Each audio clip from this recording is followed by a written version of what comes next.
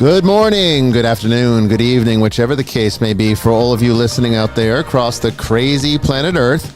Welcome to a special edition of Vestiges After Dark.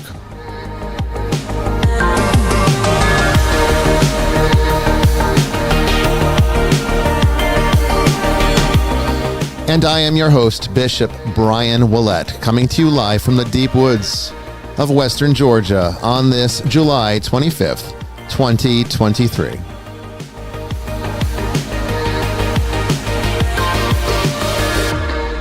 Tonight, it is open lines, open topics, and you are the guest.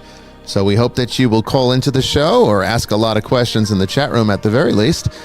And we'll be taking each of your questions, trying to get to all of them, and answering them, and opening discussion on whatever happens to be on your mind. So please come at us in the chat or call in with a comment, question, or story, and we'd love to hear from you. Makes an interesting show, and it's going to be fun.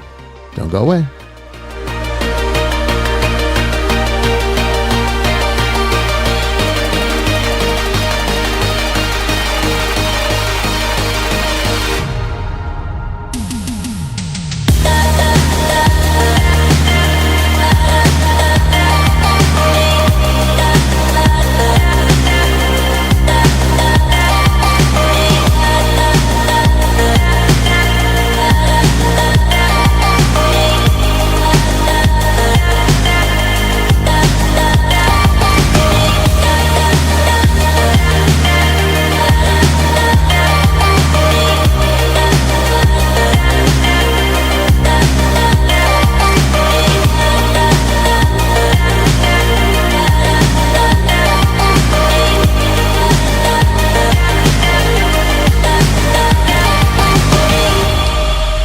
Well, hello, everybody. I hope everyone has been having a good summer so far. I do apologize that this particular episode was 2 weeks late, but as usual, there were some technical issues, and at least it happened in the off season. You know, it makes it much more flexible for us to be able to schedule it out at another date within the month, and because it was open lines, open topics, we didn't have to reschedule a guest. It just, it worked out. Relatively speaking, it worked out. But overall, I'm happy to be here with you tonight. I start to miss it a little bit when we're in the off season. It's kind of a fun thing to do every Tuesday night, so we should be getting next month, towards the middle of August, the new season 8's schedule will be published. So if you're on the Nicolean Network, if you're a member there, remember, membership is free. All we ask is that you behave yourself. That's it. But that's pretty much the only price we ask. But, overall, you can come over there and see all of the events that we have going on in this ministry, in our lives. It's a pretty interesting place to get information. And it's a great place to discuss what might be going on in your mind, be it esoteric, metaphysical, spiritual, religious, or whatever. We kind of cover the gamut, both here on the show and also on the Nicolean Network. So I know a lot of people like to be able to ask questions. They always had a lot of questions for me when I was on Twitter. I guess it's called X now. I have no idea. Yeah, he changed the logo from, well, I guess it's still called Twitter, but he changed the logo from the bird to an X. Really? I haven't noticed that yet. Yes.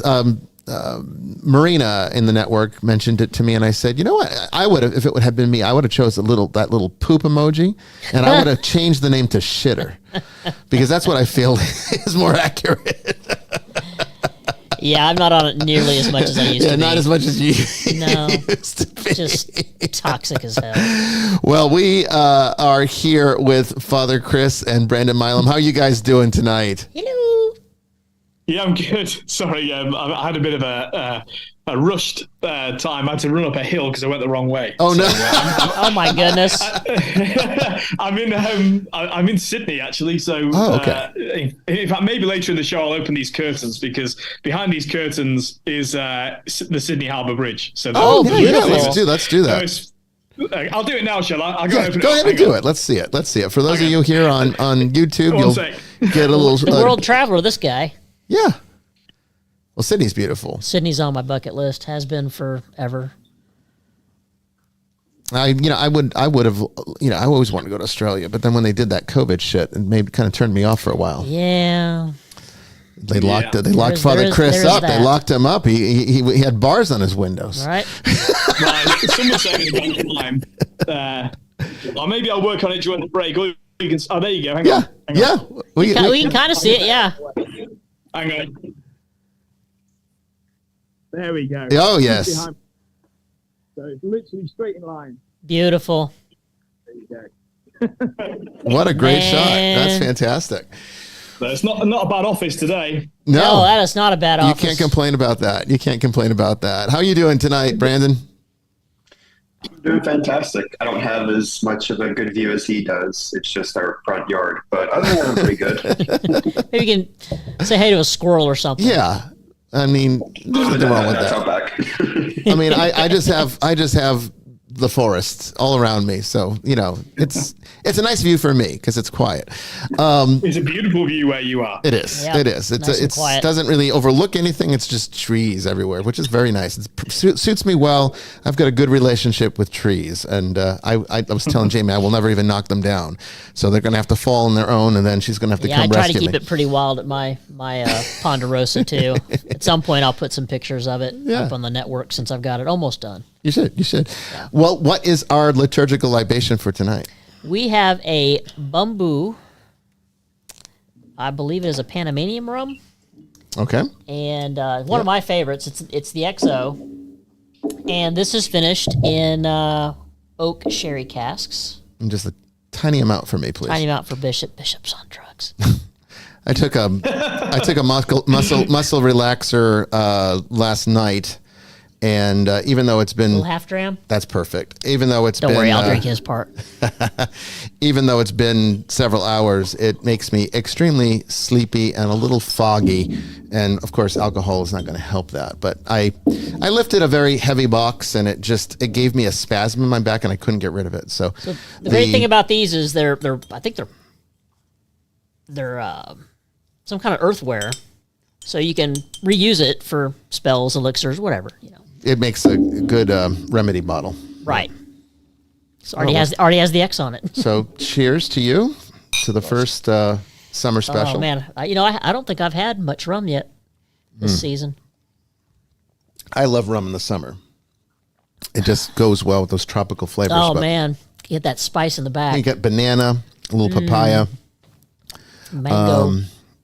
Mango. It tastes like it's infused with fruit, and it's not. It's just the nature of the environment. Yeah, you're gonna make me go to the liquor store and get a bottle of this. I don't think I have one currently at the house. All right. Well, that's good. Good stuff, y'all. It is. Thank you for pouring. Okay, so tonight it's open lines, open topics, right? Anything that's on your mind, you can just bring it to us, and we'll talk about it. I even have some stuff on my mind because I will say I'm going to give you a little precursor here. We're going to get into questions from the ether, but in segment 2, kind of want to maybe get more into this and kind of get Father Chris's vantage point, Brandon's vantage point on this. But I think if everybody plays their cards very well, I think that tonight is the precipice of what could be a historically life-changing moment. And that is, for those of you who might not be following it too closely, tomorrow is the congressional hearings on the special committee that has been organized for the total disclosure of UFOs and what the Pentagon might have that they're hiding, which is pretty obvious at this point because there's been 3 whistleblowers, the main one being David Grush, I believe his name is. Grush. I think it's David Grush. And he's a top level, confirmed, the media checked him out, top level individual in intelligence and in the military. And his claim is that the United States of America does not only have information on UFOs, but they have an active retrieval program They have been reverse engineering this technology over the last several decades. And the real, I guess, kicker is that he also claims that we have the bodies of extraterrestrials. And he refers to this as non-terrestrial craft. Right. Now, even just 5 years ago, anybody that would say something like that would completely be dismissed, laughed at. It would be, relegated to an Art Bell episode where it's just like sensationalism. Okay. But this is mainstream media, and this is this is being called on by the second most powerful man in Congress. And one of the rare times that you're going to see in the United States of America, both Democrats and Republicans on exactly the same page, saying the American people need to know what is going on out there. When our tax dollars are paying for this, and the Pentagon is not cooperating. So it looks like they're going to use the courts and subpoena the information. But tomorrow, and I would encourage you guys to look on YouTube because they usually air these, okay? And you can probably watch it on YouTube for free. But it looks like they are going to, the whistleblowers are going to testify before Congress and under oath. Okay. And well, this is going I was to be about to ask if it was going to be under oath. Under 'Cause oath. That means nothing. But if they're under oath, I mean, there's you're talking. repercussions You're for talking. lying. It's worse than perjury, I think, Yes. in a regular sense. This is you're perjuring yourself in a treasonous sense. When was the last time anybody was prosecuted for lying to Congress under oath? Well, that's true. Depends on who you are. Yeah, well, it depends on who you are. If you're a politician, you tend to get away with it. But I would think a whistleblower would not be as lucky, and These guys don't have a D or an R behind their name, so yeah. So I think that there is definite risk here for them to come forward in this way. But what's really fascinating to me is that this is being taken seriously to the point that now some of the things that we've talked about in this show over the years that everyone laughs at, and I've even been like, why do you do shows on UFOs? That's just it's nonsense. It's like, well, a lot of people think ghosts are nonsense too. They think exorcism's nonsense. It's just another part of the paranormal that we cover everything. But we've talked on this show before about the top military, I forget what his actual rank was, but he was a top military intelligence officer in Israel. Israel, yeah. Who's retired, and upon retirement said, and it sounds fantastical. It sounds like sounds like an episode of Star Trek. He said that there are over, if I remember correctly, 30 species of intelligent alien that is part of a galactic federation that protects this solar system. So Gene Roddenberry must have had to know. Well, there's theories about that. There's conspiracy theories, and we're going to talk about that tonight. There's conspiracy theories that go on to suggest that Star Trek and Star Wars and 2001: A Space Odyssey, and even the movie we watched a few weeks ago, Knowing, with Nicolas Cage. That was really good. That this is a slow, progressive reveal to get the people of this planet conditioned to the point where it's not such a shock when it finally comes out. But there's a lot of interesting theories going around on both sides, the skeptics as well as the believers, about why there is such secretiveness about this. Why is the Pentagon not coming? Like, come on in. Okay, we don't have craft. You want to see? We'll show you. We'll bring the congressional committee in, and have them sign, confidentiality agreements or whatever's necessary to keep classified information classified, whatever you need to do, but show it, prove it. Prove that you don't have anything if you don't have anything. Wouldn't you want to dispel the rumors? So there's a lot of interest that says, why would the United States of America hide from its own government? Because clearly the executive branch doesn't know what's going on. The White House is pushing too. Congress doesn't know. Okay, so the legislative branch doesn't know. Courts sure as hell don't know. So the judicial branch is out. It's only the military that seems to have any information. So it's almost as if they're operating above the law here. Because they are part of the executive branch, though. Well, I guess you could say that. They take orders from the president. And the reason I don't link them together in this conversation is because you would think that the commander in chief, which is the president of the United States, if he would have ordered the Pentagon to release everything, it would be done. But it's not being done. Mm-hmm. And it's never been done. No president that's ever made any effort to try to get this disclosed has ever been successful in doing so. You're the commander in chief. How can they say no to you? Yeah, Reagan tried it. And they do. And it's theorized that the reason that it never goes further is they come forward, they have a conversation behind closed doors in the Oval Office and say, you really don't want the answer to these questions. And your campaign will suffer. So the idea here is that what could be so horrible that they don't want us to know about it? We're at a point now, I think scientifically, I think we're evolved to a point where, our understanding of space and physics is such that I think most people would agree that there's no way in hell we're the only planet with intelligent life on it in this giant, massive, unfathomably large cosmos. The question has never been whether they're out there. The question is whether or not they have the technology to get here. That's the question. Because the space that you're talking about transversing is so far. But these things that have come out, military analyses that have been confirmed, are showing alien craft, or UAPs or UFOs, whichever one you want to call them. UAPs are the new term today to kind of distance it from the sensationalism of UFOs, but they're the same term, really. Showing these UAPs making turns that would produce, at speeds that would produce 1,500 Gs. Okay, the human body would disintegrate at 1,500 Gs. Any kind of aircraft that we have would break apart if it immediately jumped at 1,500 Gs. All right, we can barely stand 3 or 4. We start passing out at 3 or 4, don't we? Isn't it like 3 or 4? Yeah. And so you're talking about a technology already that is outside of our paradigm. So why not be able to transverse large distances too?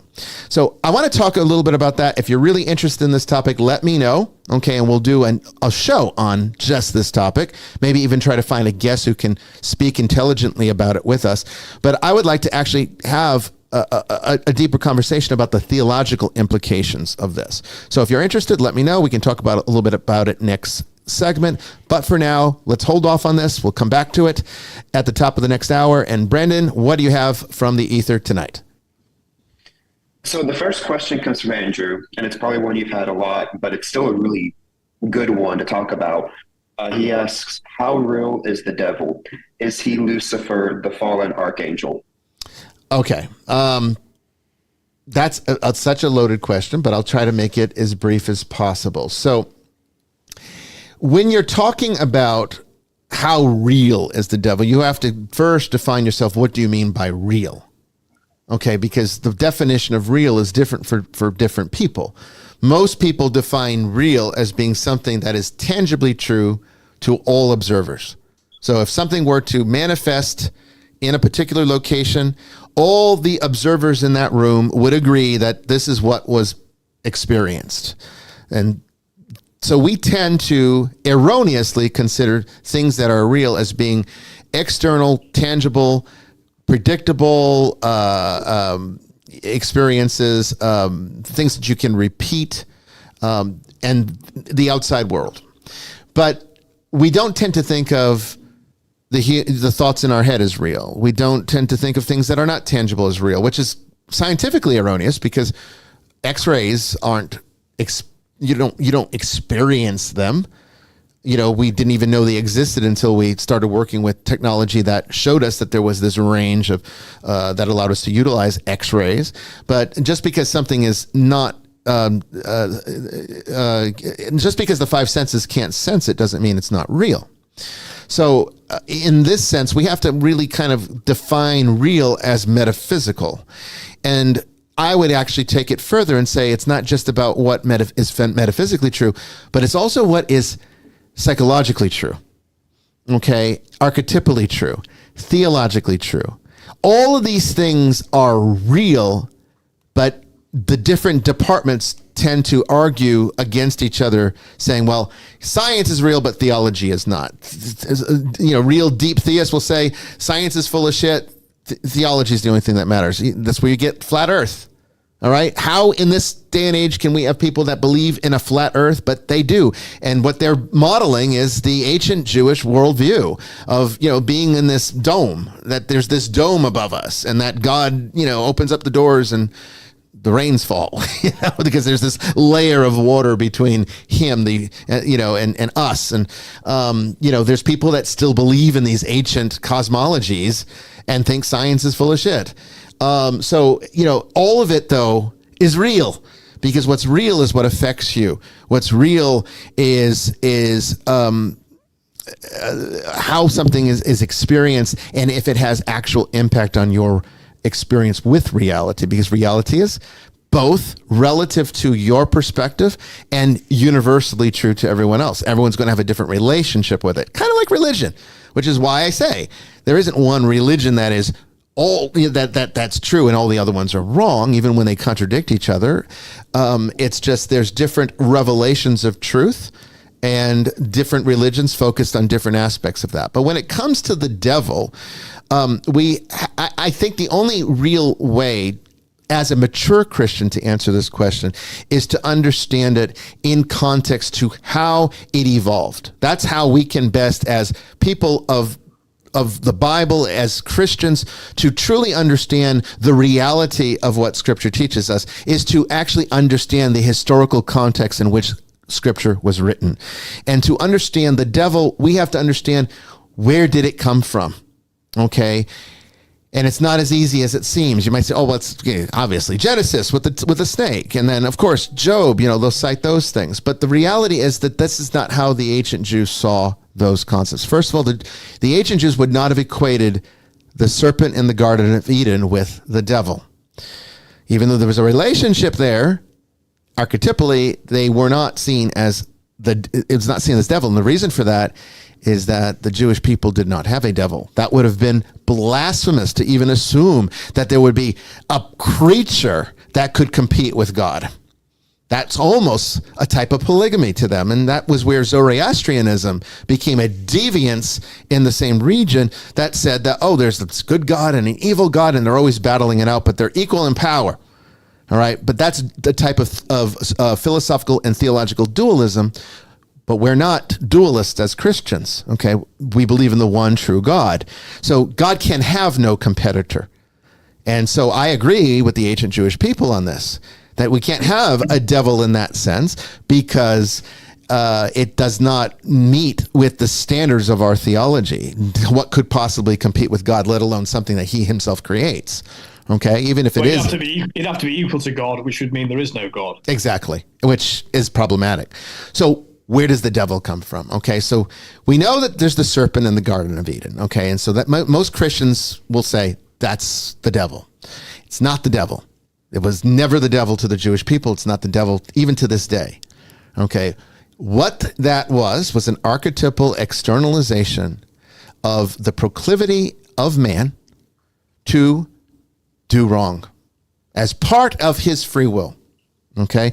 And the Jewish people have a word for this called Yetzirah. Okay.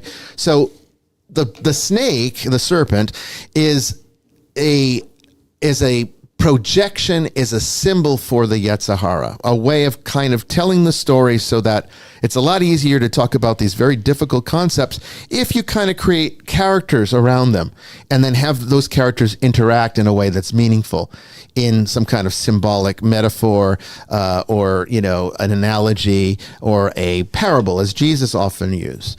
But when you get further into the Bible, then you see, the devil come up again. And there's many places where you will see the word Satan referenced. And if you pay attention, they are in the Hebrew, they are never proper names. Satan in Hebrew is not a name. It is literally a role that is played at the moment of time, which is to be an accuser or something that stands in defiance against. Okay? So there are times where the angel of the Lord appears and stands in opposition to the people, and the angel is referred to as Satan, because it's not the fallen angel of Christian theology. It is the angel acting as an opposition to the people on behalf of God. And then we see the devil being part of God's court in the book of Job. Perfect story to talk about this. And we see that the devil isn't some beast in the pits of hell. He's there in the kingdom with God, serving a role as an accuser, which is another meaning here for this word. And he's trying to prove the fortitude of Job, whether or not he can stand up to the trials and tribulations of his existence and come out victorious. So it's like a test. And the devil is working with God to produce this effect. Okay, so he's kind of like a prosecuting attorney in a way. The prosecuting attorney in a court system is not there to cause havoc and kill the judge. I mean, he's there to be part of the system to prove whatever is there to prove. And then it weighs, and the defense is weighed against the prosecution, and then there's a winner, okay, based upon the evidence. And that's what was being shown here, is kind of spiritual court system. But that's really it. Is Satan not also related to Set from the Egyptian religious cult? There is some speculation that if you go back far enough, because all of these different groups were intermingling around Alexandria prior to Christianity, you had a lot of people there from different parts of the world, very intelligent philosophers. Enslaved there for generations. That's that too. So it's possible that some of that did come into the mind of the ancient Jewish person, but none of this is indicative of the devil that we see in Christianity. The last thing to reference here is the word Lucifer. Again, Lucifer, which means bearer of light, light bearer, is also a title, not a proper name. Right. We always put a capital L with Lucifer, and it is not a capital. It's not a name. It is a function. Okay, and there are. It can be related back to a story in the Old Testament that is referenced back to a king around the Babylonian exile that everybody hated, and it became associated with the planet Venus, because it would rise and then fall back down. Right? Rise and fall, which is where we get the fallen angel concept, because that's what Venus does. It doesn't go across the sky. It comes up, but then it goes back down. All right. And also, what I found interesting is when you read Isaiah past 14:12, I think it's like verse 17 or 18, where the other people are talking. They say, "Is this the man?" Mm-hmm. Yes. Yeah. So consider that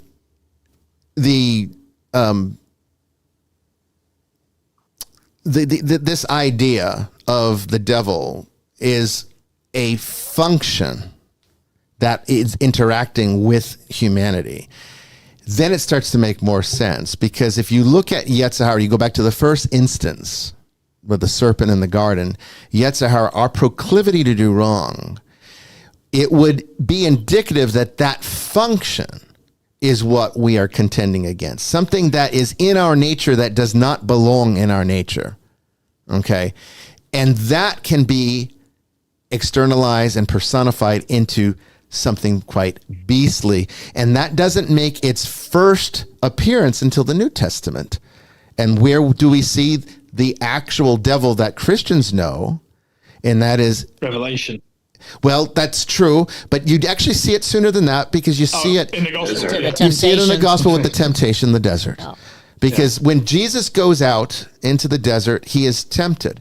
All right. And we're told that the devil comes to him and promises him all these things. But what is being promised here is nothing more than human nature's desires. If you had the power, which he did, to be able to do anything you wanted, these are things that an ancient man would have chosen to do. Okay. And so what it's showing is that Jesus had to contend with human nature, but he could not succumb to human nature. That's why he was still perfect, even though he incarnated our flesh. So what happens when you have this perfect God who loves us so much that he wants to come down here to help us, and knowing that God is so far beyond us that we are not relatable, we can't interact as we do with each other, so he has to make himself like us in order to be able to have the intimacy that he desires with us, and in order to be relatable to us. So he comes down, incarnates flesh, but our flesh is broken. So how does a perfect God enter into or a body that's made of fallen substance? You gotta peel that crap off. You gotta peel that crap off, right? So what does it do? The Yetzer Hara, when he incarnates human flesh, is removed from his body to incarnate it, as it's not even removed. It's part of his conception, that in order to enter into the virgin in his moment of conception, Yetzer Hara has been completely eliminated, is completely cast out. But it's not destroyed. It has to go somewhere. It's just not part of him. But it knows that it belongs to him. And this is why it comes to him in the desert. And this is why it spends all of its existence trying to destroy everything that Christ came to do in terms of our salvation. And that does become a real beast, because it interacts with our Yetzer Hara that we all do have. When we incarnated, we didn't get that cast out of us. That's still very much a part of us. It's something we still contend with. That's where our sinful nature comes from.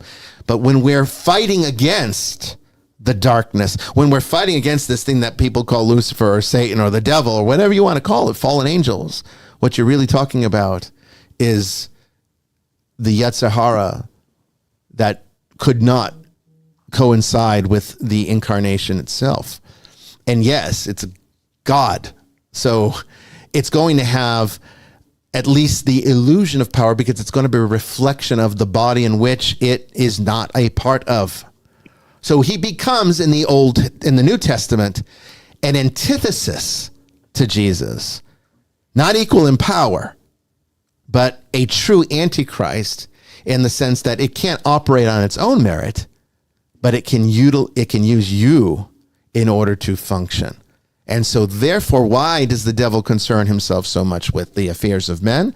Because he needs us to exist. Without us, he ceases to exist. Okay, that's the true devil. That's the real devil. All right. All of this stuff about fallen angels and they're largely psychological metaphors to understand it, but it isn't this mythical story that's real out there in some dimension. In fact, I would say that it's harmful to teach that it is, even though sometimes people are just not ready for this information. And it's just easier to be like, this is a satanic creature. That helps us on these investigations, and we do the resolutions. It's like, people always ask us, "Aren't you scared? Aren't you scared?" No. Well, no, because I know what it is. Yeah, I've been educated by him, and he knows what he's doing. So no, I don't get scared. I actually look forward to it because it's a victory just waiting to happen. So to answer the question, that is real. There's definite consequences to interacting with that thing. It's just not real in the sense that we have been taught it is, because what people started doing is they started believing the metaphors literally, like they did with everything else in the Bible. I mean, they turned everything that's symbolic into the Bible literal, and the stuff that's actually literal, then they say symbolic. Like when Jesus says, you know, unless you eat my flesh and drink my blood, you will have no life in you. They think that's symbolic. That's one of the few times he was being literal. They reverse it. They don't get it. They don't understand. But I think it'd be helpful to go back, because I agree largely with everything you just said. I think, but to go back to first principles on it, we have to use language to communicate. But as St. Augustine, I think, in City of God said, words are signs. All words are signs. Mm-hmm. So in other words, when we form something into language, we're trying to communicate something which is beyond language, but we're trying to point towards the thing that we're trying to communicate. If that makes sense. Right. I don't want to get too in the weeds on this. I will try and stay out the weeds a bit. But so I think inevitably we have to oversimplify everything to use language to communicate things which are actually beyond our grasp. Because the other first principle issue is to say, we are mortal, yes, with the Spirit of God quickening us and giving us life and creating the image and likeness of God so that we have more insight than an amoeba. But we don't have the mind of God and never will. Right.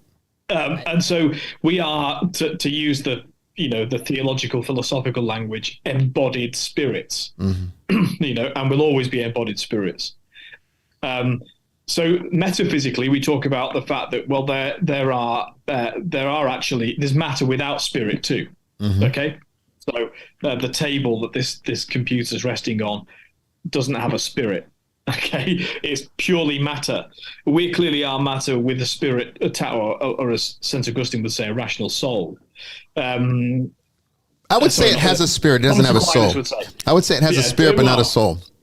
But I don't want to derail you. We talked about that before. No, I agree. I do actually agree with you. But Aquinas would say that we have a rational soul. Yes. That we have this ability to reason. Yeah. Well, metaphysically speaking, we also affirm, therefore, that there are spirits without matter, spirits without form, and pure spirit. Yeah. And that those pure spirits are actually beyond our intellect. So our intellect doesn't match them. It's why throughout the scriptures, when there's encounters with angels, the first thing they say is, do not be afraid, because they're terrifying, because they're so beyond our terms of reference.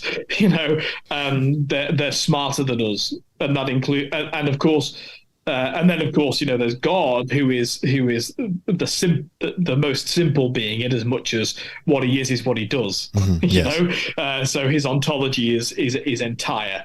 He is the very active being. Well, the classical teaching is that these spirits without form are angels, right? Mm-hmm. Yes. And so, if those angels rebel, their rebellion is perfect and complete and total and unforgivable, because they have greater knowledge. Whereas when we turn away from God, we can be forgiven because of our human nature, which pulls us away. That we're wrestling with these what does St. Paul call them? But we're wrestling with the spirits of darkness, essentially. Principalities and dominions. Yeah, that's right. Thank you.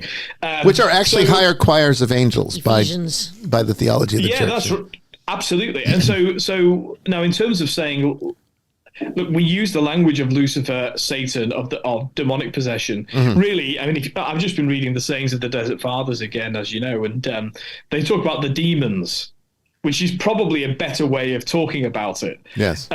Because going back to this idea of Lucifer and Satan being job descriptions, really, more than proper nouns, it's completely consistent with the revelation of the devil, because whereas God, who is the simplest being, in as much as what he is what he does, and therefore a unifying force, one that is defined properly and entirely, and that draws all being to himself. The devil is defined by what he is not. So the devil is constantly a father of lies. Therefore, really, he has no proper noun, because he denies his existence altogether, and he's so turned in on himself that he can't be a unified being. In fact, he's eternally splintered. And it's the splinters of the demonic forces that we wrestle with day to day. And like you said, ultimately, he has been defeated, and he knows he's been defeated. Right. Even at the agony in the garden, even when he was trying to tempt Christ, he knew he was defeated. At that point, he could only do what his nature is to do. That's right. It's like asking a dog why it barks. Yeah, exactly. And Jesus was not tempted. No.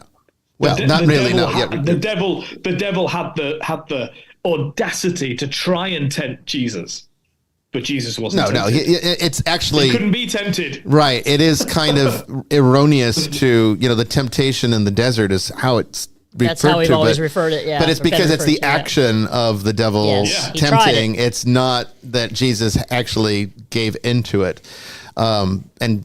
Why nor could he. Nor could he, because he was perfect. A perfect being can't give into it. But I mean, I think it's important to note that when we talk about what is real and why we can say that you can take the more traditional, conventional theological story or narrative around this and still use it is because it still works. And it weaves in, and that's why we ask for a name. Yes. I mean, the demon does not want to give you its name because it's actually torture for a demon to think of itself as in any way unified enough to have a name. Mm-hmm, yes. So it's almost that you're calling that and it's rare, as we've discussed, but if you're dealing with a fallen angel, to force that demonic entity to gather itself towards a sort of unity is actually to take it towards God. Yeah, it's how you defeat it. It's why it can't stand, and it's how it gets cast out. It's a good point that you make right there, because people ask me often, why is it so important to get the name? Why is there an occult principle that says that once you have the name of an entity, you now have control over it? That is why. Father Chris just explained why that is true. That when a name does imply unity, it implies confidence and identity. And that these are things that are very much the antithesis. But also keep in mind, all right, it is still good Christian theology to understand that very rarely in the Bible, when the Antichrist term comes up, is it ever singular. Mm-hmm. Okay, right. The end times evangelical Christians turned it into a whole genre of entertainment, but the reality of it is that it's mostly referred to as Antichrist, which means that all of us participate in being that at one time or another.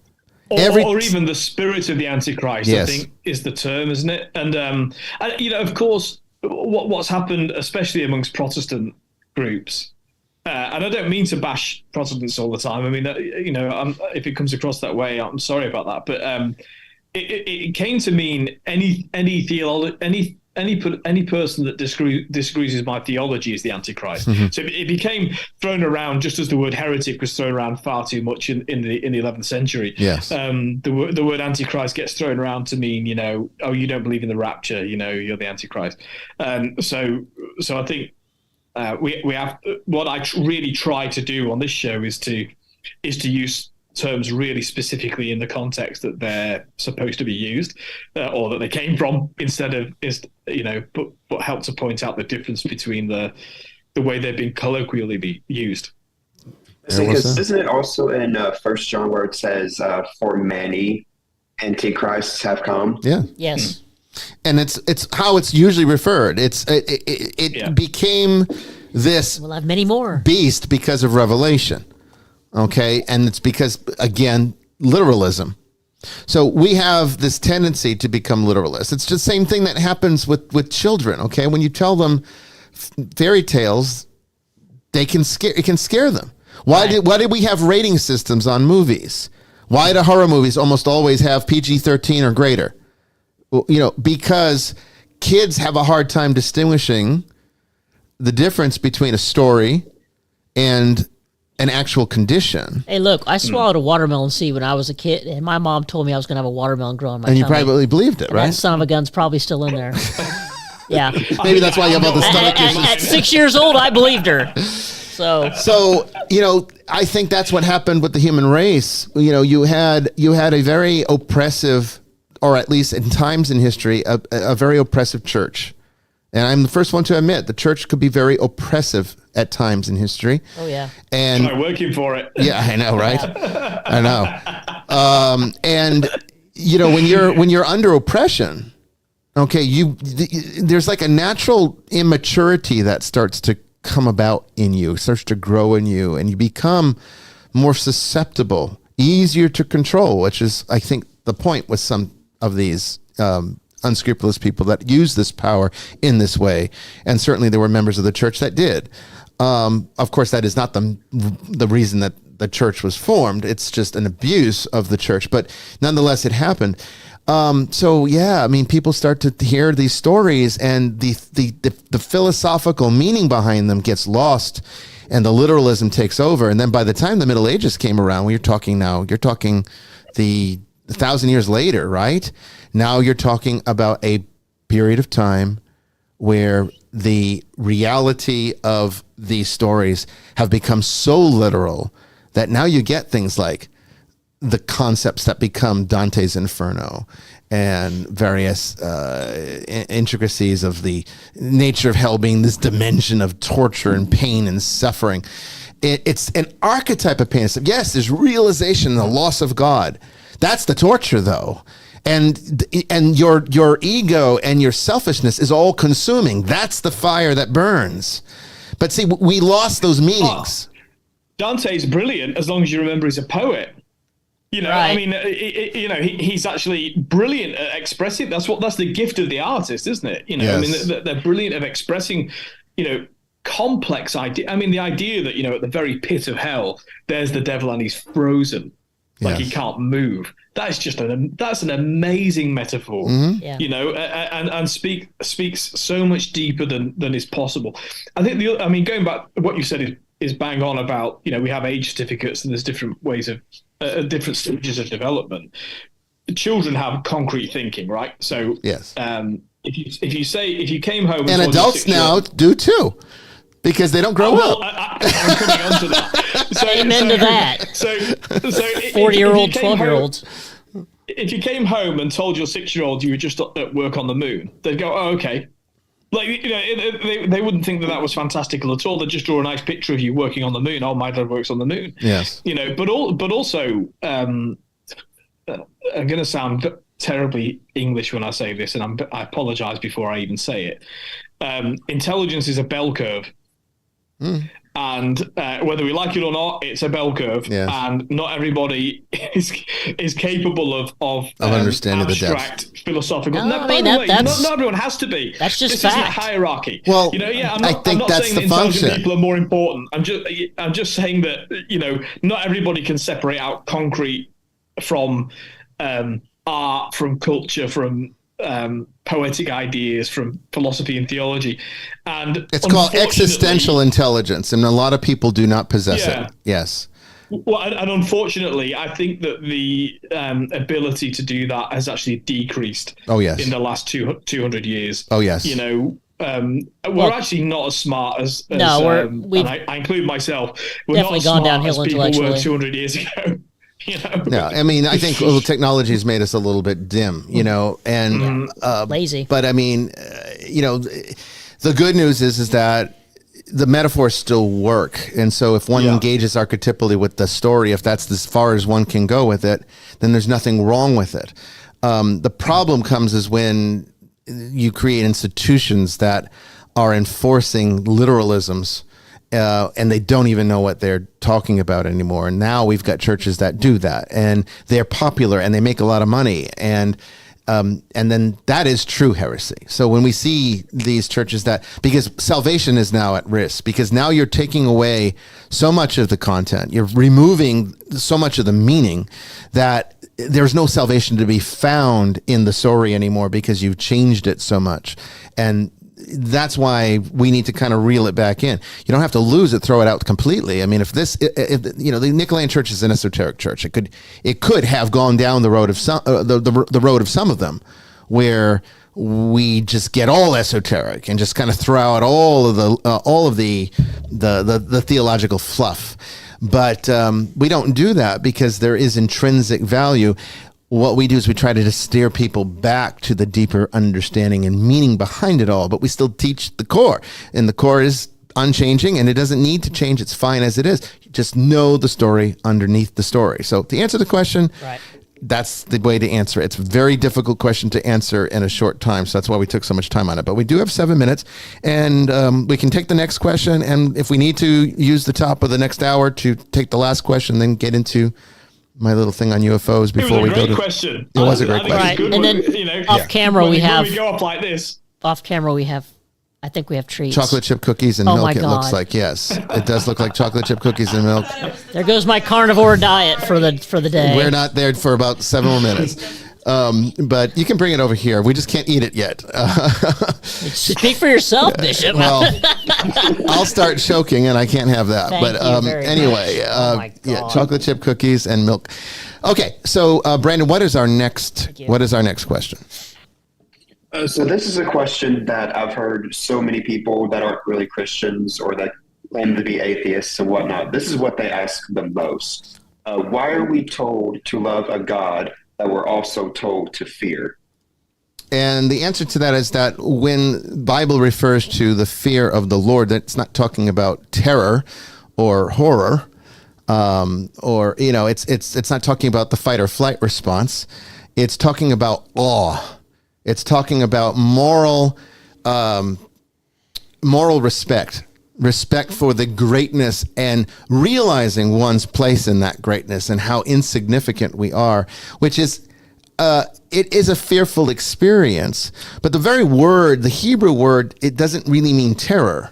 I mean, it can be used for that, but it doesn't, that's not, the meaning is actually more like trembling that comes about as the result of awe. Okay, so again, it's one of those times where the English language doesn't translate perfectly to these ancient languages, and you have to understand context now in order to bring it forward. But when you get literalists, memorizing Bible verses and then regurgitating them, and that's as far as it goes, which it does with a lot of these churches today, and even Catholics are guilty of this. I'm going to tell you right now, there's no excuse for Catholics to be this ignorant to the context, because Catholics are very contextual in their theology, but it takes a little bit of work to do that, and people are lazy. They don't want to do work on that, so they take it for what it is. But the fact of the matter is that, it's referring to awe, being awe-inspired in the sense that, let me try to give you an example. It's kind of like, how about if you just never touched a musical instrument a day in your life? Like, let's say there was a harpsichord and your little 5-year-old kid went up to the harpsichord and all of a sudden started playing perfectly. You might refer to that as, if you told that story, you might say it was scary how good he was. So it's kind of like, you can have experiences that are just so awe-inspiring, so beyond you, so outside of your paradigm that it almost feels like a little bit of fear, because it's like a little scary. It's like, wow, this is so beyond me. It's like, it shakes me up a little bit. That's the kind of fear of the Lord that we're told to. Fear of the Lord is about recognizing that He's Almighty. Yes. Not being afraid of Him. You're not saying to be afraid of Him. Well, dumb it down. You love your dad, right? And you also fear him. You also need to have a healthy fear for your father. So I love my dad to death, but do I fear him? Yes. As a child, I knew if I did wrong, that's who I had to answer to. So keep it simple.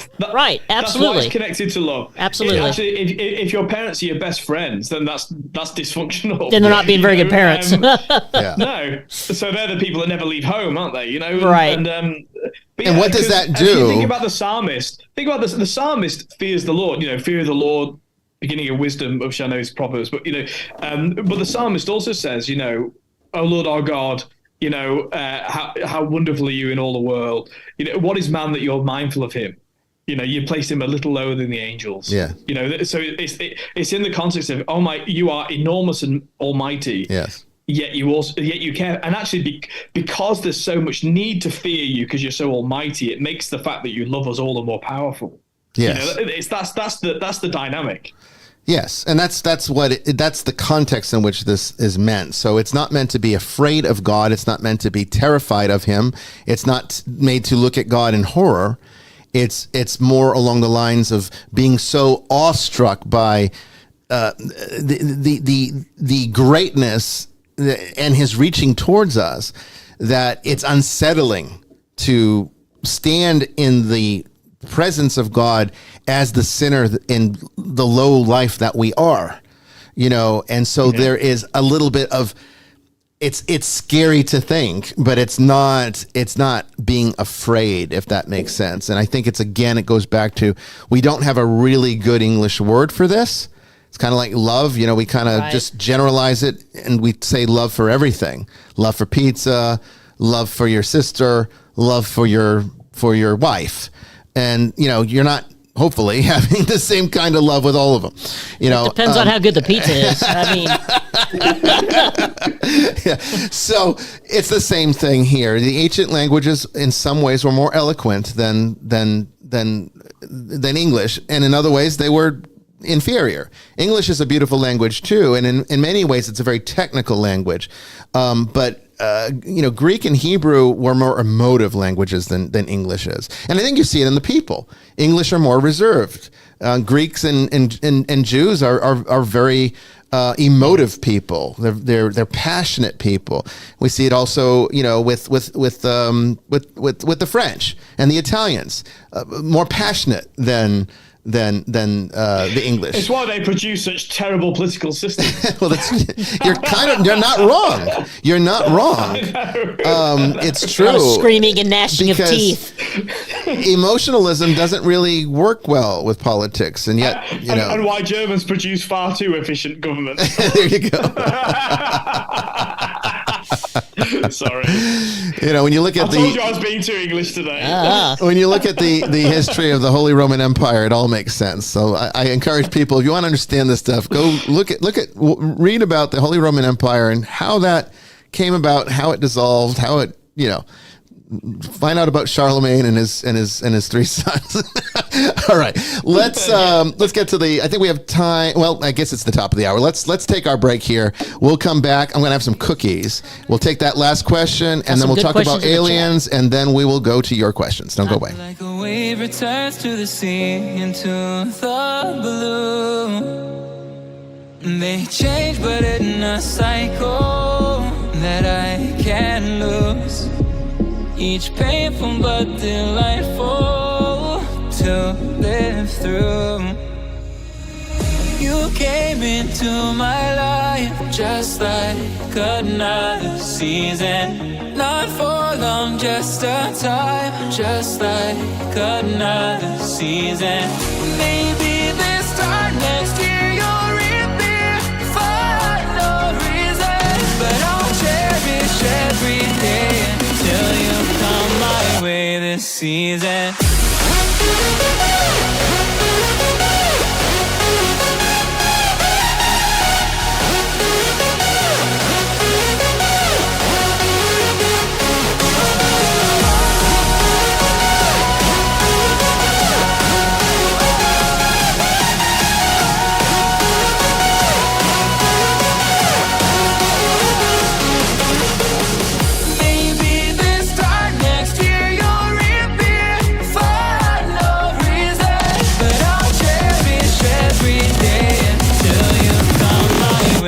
Season.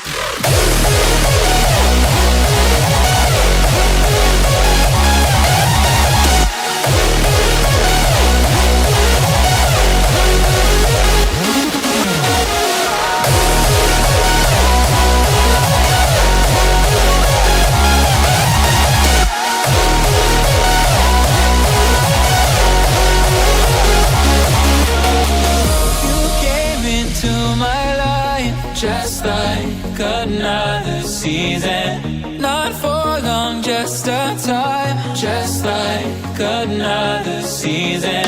Maybe this time next year you'll reappear for no reason. But I'll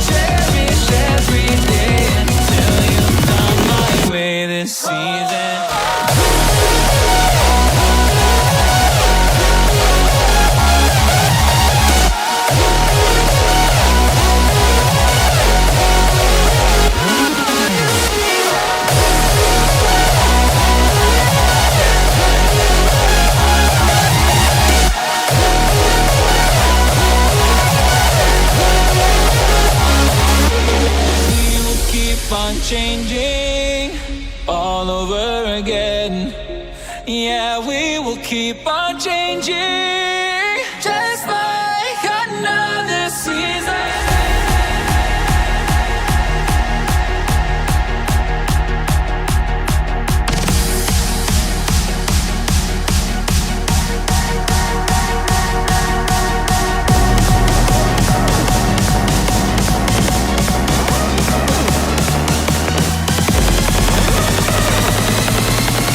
Just like another season.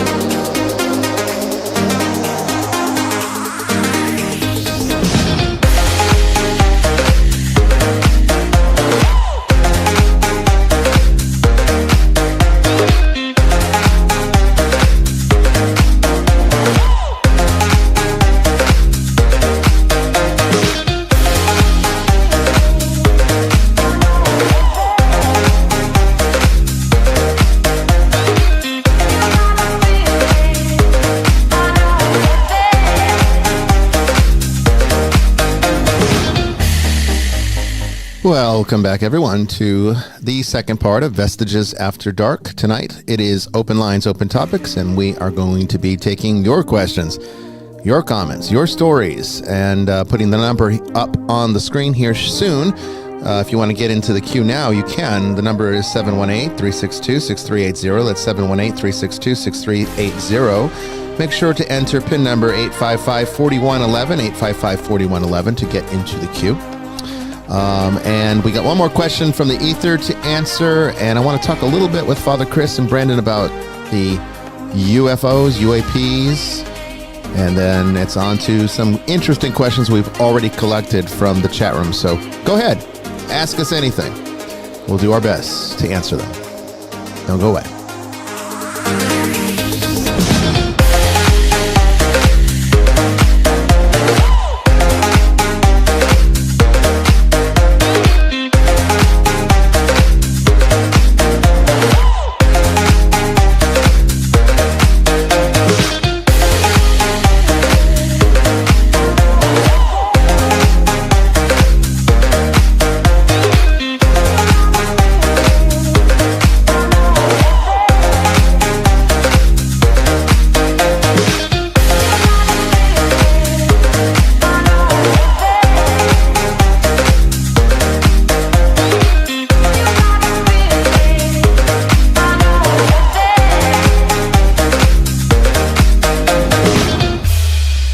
Okay, so Brandon, let's get to that very last question, and then we can be free to kind of go wherever the tangent takes us tonight.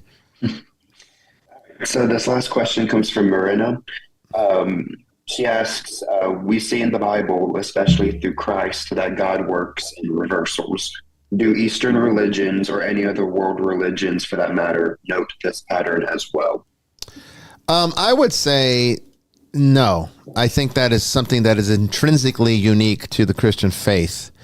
When you see Judaism and Islam, which are, of course, going to be the closest religions to Christianity, being that they are also religions of the book, Abrahamic religion, they're far more legalistic in their expression than Christianity is. Even though Christianity has legalistic attributes, the way salvation is achieved, if you can call what Islam or Judaism offers salvation, is achieved through legalism, through very specific actions of law, where in Christianity it's the complete inversion of that. It's Jesus is always doing everything in the reverse of what one expects, right down to dying on the cross to conquer death. I mean, how fantastic is that as a reversal? There's no religion that has anything even close to that. Buddhism and Hinduism are more experiential religions, so their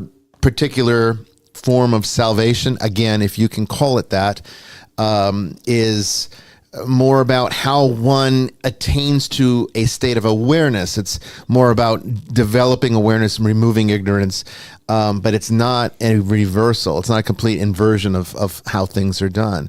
When you look at, there's other religions that don't even put value into the afterlife. I mean, if we're going to consider Wicca, for example, to be a religion, they don't really have a methodology for dealing with the afterlife. It's kind of just sort of this automatic thing. Some of them believe in reincarnation or whatnot. Sometimes it gets a little new agey where it's like you pick your life and you go on and you learn new lessons and like your soul contracts. Yeah, soul contracts and all that stuff. But all of it is very straightforward processes. Christianity is truly the unique one in the sense that it is by the action of inversion that the opposite thing, through contradiction. In other words, through contradiction, the religion is realized, is achieved, and that's unique to Christianity. I mean, correct me if I'm wrong, Father, but I can't think of anything that compares to that. I think there's some classical distinctions. I mean, I think we would say that, and I say this I think that they would agree with me, that Judaism and Islam are works religions. So they're based on what you do, so there's this code set down and your love of God is reflected by your fidelity to that code. which is similar to Christianity, but the difference in Christianity. So I'll come to Christianity in a second. So we've got works-based religions, which are like Judaism, and you could even argue Buddhism to a certain extent, although I know you know a lot more about that than I do. But it's a very dogmatic religion. You know, Buddha say do this, Buddha think do that. The Buddhists, the Hindus, is like you said, a more experiential based religion, but it's one that's very much reflected on the self. So you have kind of works in Islam and Judaism. You have experience in Eastern style religions, but they tend to be self-focused. And then in Christianity, you have faith and works. So yes, there's works, but only as a response to faith. Right. And which is a significant distinction from Islam and Judaism. And yes, it's experiential, but and yes, it's about self-development, but the focal point of that development is towards God, is towards the personified God. Mm-hmm. And so the sort of meaning and purpose of the Christian life is theosis, is to become like God, God-like, that man became God, that God became man, that man might become God. And so I don't think there is a religion on earth that is so focused. And it's why, you know, the sort of postmodern types, the transgender cult and all those other things that go with it, they are deeply religious. But there's no eschatology. There's no right. There's no looking for the purpose, the ultimate purposes of that religion. But this isn't a new thing. This is a very, like, every other religion on earth is like this. Right. You know, paganistic, and so when people object to, but I'm an atheist, I'm not religious. No, you are religious. You're deeply religious. You just don't have any faith. You know, and so for Christians. And you can see it. It's why they're so disquieted. It's why they can't tolerate freedom of speech, of course, because actually, if you challenge it at all, then you're it's all built upon this house of cards that's stacked upon their own ego, and so it can't tolerate it. Right. Whereas, you know, as Christians, and to a certain extent, so Jews and Muslims can have those debates because they can still reference their law, right? They can reference the revelation of God, and we would say Jews are truly and rightly referring to the revelation of God. We believe in the Exodus, you know, we believe in the creation narrative. So, but for Christians, we can say, you know, yes, we can point to that God's revelation in the law, but also a revelation as flesh, as man. And therefore, we have an icon of what it means to be fully human, and we have a destination in mind. And that's why Christians, you know, why do people have a pop at Christians all the time? Because they can. Mm-hmm. Because Christians we're not in a position of insecurity where, you know, if you throw our Bible on a fire, it doesn't destroy our faith. Right. You know, if you want to get into a philosophical or metaphysical argument about what we believe, we can do that. You know, and to a certain extent, I don't want to knock the well-established religions of Hinduism or Buddhism. I mean, you know, I admire them in lots of ways. Yeah. They're probably better able to do that because they've got other reference points. But you know, it's why these paganistic religions that have been invented or reinvented, I think I would argue, it's why they're so weak. And actually why, yes, we have to take them seriously, contend with them, and oppose them. I vociferously oppose them. I consider them Reconstructionists, is what they are. Yeah, that's exactly what they are. Yeah. So, but we don't interfere them because, in fact, you know, well, I'll just say it: Christian theology, philosophy, way of life is superior, and the reason it's superior isn't because we're cleverer; it's because it's God. Well said. It's the truth. So, Brandon, there you have it. I think that's the best way to answer it. There really isn't a substitute. There's no comparison to it. It's a unique function of the Christian faith, and it might actually be the thing that hooked me, because it's just unexpected enough to be so typical of God. It's how you know God's in it, because he never does anything the way you want him to or expect him to. That's absolutely true. And everything else is so straightforward. Even Buddhism and Hinduism largely is straightforward. You know, it is, you do this and then you achieve this result eventually. It's even karma is, it's cause and effect. I mean, so it's very linear in that respect. Not that there's not. And Christianity is an affront to karma. No. Because because karma says, you know, you get what you deserve, right? Yeah. Because people compare it to you reap what you sow. Okay, but actually, what does Christ say? Actually, you reap what you didn't sow. Yes, exactly. So, I've seen the great meme, of course, is, you know, karma is you know, you do something wrong and it'll come and get you. Whereas Christianity is you do something wrong, it gets Christ. Yes. So let's now take, I guess, 10 minutes here, and then we'll start getting to your questions about this congressional hearing tomorrow, because I am fascinated by this. I guess to start off, I'd like to hear, where do you both stand on this? Like, are you finding, I don't know how much you both know about the congressional hearing that's happening tomorrow. I kind of prefaced it in the first hour, but I mean, are you finding this surprising? Are you finding it expected? You know, where are your thoughts on this? And then we'll kind of talk about some of its implications. Do you want to go first, Brandon? Go ahead. Okay, I have a very cynical thought about it, I'm afraid. So you're thinking it's a misdirection of the government kind of thing? I think as soon, you know, the fact that it's not on the news anywhere in Australia or Britain about the revelations coming out about the Biden family, that's not on the news, and I think it's look over here. So look, I think both things can be true. I think partly there's a sense of, because I agree with you, there seems to have been a softening over the past 5 years about, you know, the idea of introducing this thought or these revelations. I think that's partly true, but I think this is so I think two things can be true at once. I think that yes, it probably is about time for these things to be brought out to the open, but I also think that this is a very convenient time for them to be brought out into the open. I tend to be a little skeptical too. I think there's something definitely going on, but I'm just kind of apprehensive about what their end game is on this. Brandon, what are your thoughts on it?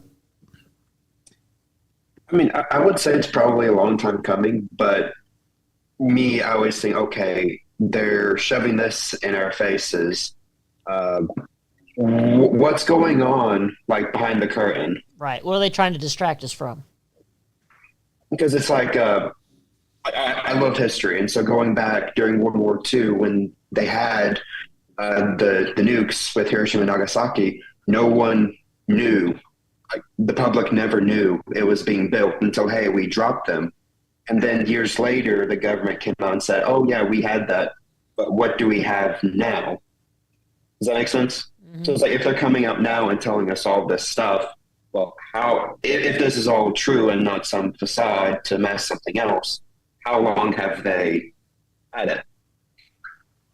Well, I mean, it's a weird facade, if that's what it is. It's a strange one. It is. To choose, because clearly the next step here, as this progresses, is going to be that we're going to want to see what they've got. We're going to want to see these bodies that they apparently have, and have, I guess, validation that it's true, and you know, and I guess what the ramifications are here. So let's for a moment take consideration that there is something going on, which I think there is. I mean, I don't think these videos are being made up. There is a conspiracy theory that came out many decades ago with this guy that wrote this book about, and I think it was largely a work of fiction, or at the very least some kind of speculative thing. But people have over the years taken it as like some kind of deep state manifesto, where this is what we're going to do. And it's not that, but I forget the name of the document and the person who wrote it. I wasn't actually prepared to talk about this tonight. It just kind of came to me. But this particular work suggests that there'll be a time where the government wants to deceive us, and they're going to use holograms of spacecraft to kind of redirect us towards this global unity, and that it's to bring about the one world government is essentially what this work is trying to suggest will happen. And they're going to use aliens and UFOs as the means to do that, because they're going to use holograms and projections to trick us, CGI and everything else, to trick us into thinking the aliens are here and they're here to help us, and they're going to unify the world and bring us all on the same page, eliminate hunger, poverty, all that stuff. Kind of like Star Trek. Okay. It's kind of like what you see in Star Trek. Which I always thought was a horrific image. Star Trek TNG is an awful, tyrannical. I love it. I absolutely love the series, but it's a tyrannical way of life. And the self-satisfied superiority complex that the liberals that generated this idea of a utopian society have. It's ripe for being ripped apart. So it wouldn't surprise me if they appealed to that, because they've already laid the groundwork for it in the media. I mean, it would be nice. I mean, I'm not going to say it wouldn't be nice to have a world where you've resolved energy scarcity, and then develop technology to a point where not only do you have unlimited access to unlimited energy systems, but you also have the ability to turn that energy into matter, so you can create whatever you want. Food. Food, furniture, objects, whatever. So obviously economy no longer has any, it becomes outdated, because it would be obsolete in a system where there's no scarcity to manage. That's all good, but the United Federation of Planets talk about a distant non-local government. Well, true, but is there any other way that it would come about? Because if we do find one day that there is all these other worlds out there, and then because Star Trek's canon states that, we developed warp drive, and the Vulcans saw that we did, and that's when they made first contact and opened us up to what became eventually the Federation. And so, the idea is, once you become a post-warp civilization, now you're able to enter into the global community, or I should say the galactic community. But it would also, I think, suggest that we could no longer exist on this planet as individual city-states, because now there's a larger purpose here, and we'd be more unified in identity to our species than it would be to culture or race as it is now, because the distinctions would now be more universally applied.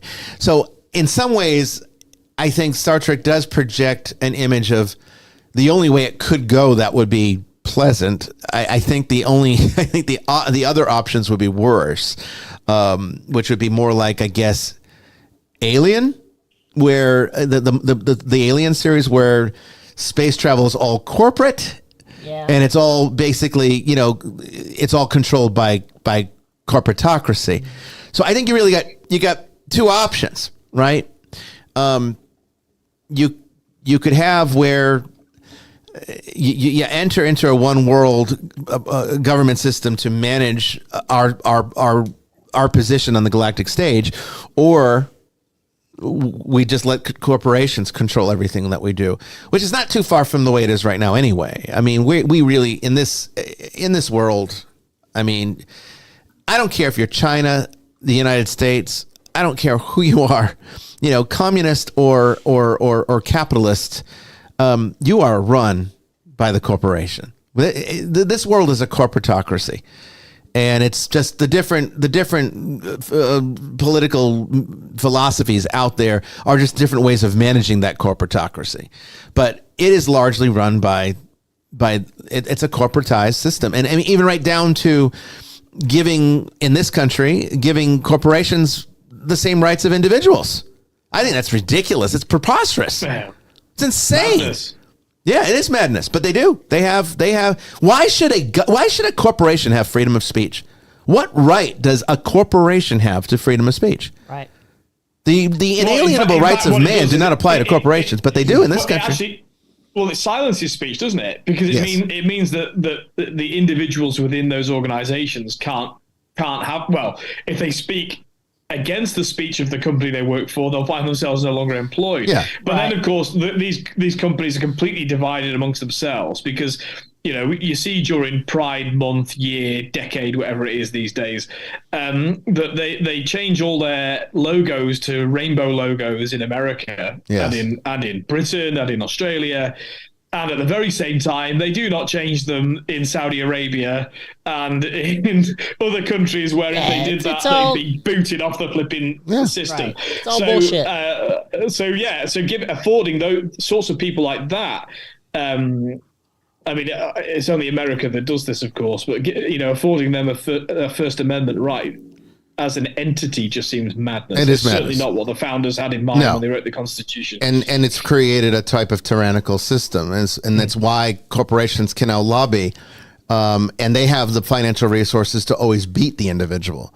So it essentially cripples the whole purpose of freedom, and it cripples the Constitution. If there is any threat to the Constitution of the United States, it isn't the Democrats or the progressives or the extreme left or right wings or whatever that are the true risk. The true risk is the fact that the corporations have been given all the power and all the authority because they have all the money. And the foundational risk, though, is the fact that people have lost their faith. Well, that's always going to be foundational. Everything's grounded on that. Well, let's get to that because that's kind of where I wanted to go with this conversation. Yeah. The Vatican has gotten in on some of this UAP stuff, and there was a peculiar article that was released a few weeks ago. I read, I can't remember the source, but it was one of the Catholic reporting agencies indicating that one of the, I guess, top Vatican cardinals or whatever came forward with a statement the Vatican came forward with a statement that said, I guess the Pope agrees with it, that if aliens come, it's okay to baptize them if they want it. Is that what they talk about? That's what they talk about in the morning? I guess so. Well, it used to be the official story prior to all of this stuff that started happening this year. It used to be that there was heated debates about, do aliens even need salvation? Is the fallen world truly unique to the planet, or is it a fallen universe? There's always a lot of philosophical speculation about what would be the implications if aliens did come. What would be their status in terms of, do they need salvation? Are they even fallen? Maybe the reason they have such perfect technology is because they are perfect and they can just create, all sorts of interesting ideas. But now the official statement seems to be that as long as they freely choose it, it is okay to baptize them if they want it. And I thought, what a strange thing for the Vatican to be talking about. I mean, it's weird. I don't know. Is that strange? I mean, you and I have both been at seminaries. Yes, and these are the sorts of insane conversations you have when you've been drinking far too much gin. Yeah, but you don't make public statements on behalf of the entire institution. Well, I honestly think that just like most political parties, they've got the interns running the show at the moment. Well, that's true, and I guess that could be where this came from, but it is nonetheless interesting. Because it's an interesting question, though. Yeah. I mean, see, my view, obviously, I have a universal view of God, that God is the God of all creation, and has no equal. So it's not as though I believe in a God of Mars and a God of Venus and a God of Earth, right? Or a God of whichever planet if there are aliens they came from. So obviously, I believe that God is the unifying and ultimate factor, and that is the true God. But of course, he'd be their true God too. But it's an interesting thing you posit, because we know that man is fallen. We know that humanity shares in the original sin of Adam and Eve, and that we're fallen people. We might suppose that other embodied spirits, rational souls, would be in the same category as us, and therefore their method of salvation would be identical, in my opinion, and actually would not require, an alien form of Christ either. It would be the same Christ that would save them. But which would might not be. But let's ask that though. Would that mean that he incarnated everywhere that was fallen? Well, I think we'd have to shift. I think the theology would shift subtly from, instead of saying, that God became human, God became man, it would be more traditional, actually, in a way, to say that God became flesh. It's incarnate, and that God becoming flesh would be flesh of any flesh. So I think you could make that beyond the human species by doing that. But it's a good question. We don't know whether if they really are literally, if there are aliens and they are different, because it's just as possible they developed exactly the same way as us, and they just look just like us, by the way. Yeah. In fact, it might be more probable than something else. But there's no reason to suggest if they descended from lizards or from other genomes, that maybe they didn't fall. Maybe they weren't part of the fall. So, no more than my pet cat was part of the fall. Well, see, my feeling is, if they wanted to kill us, I think we'd already be gone.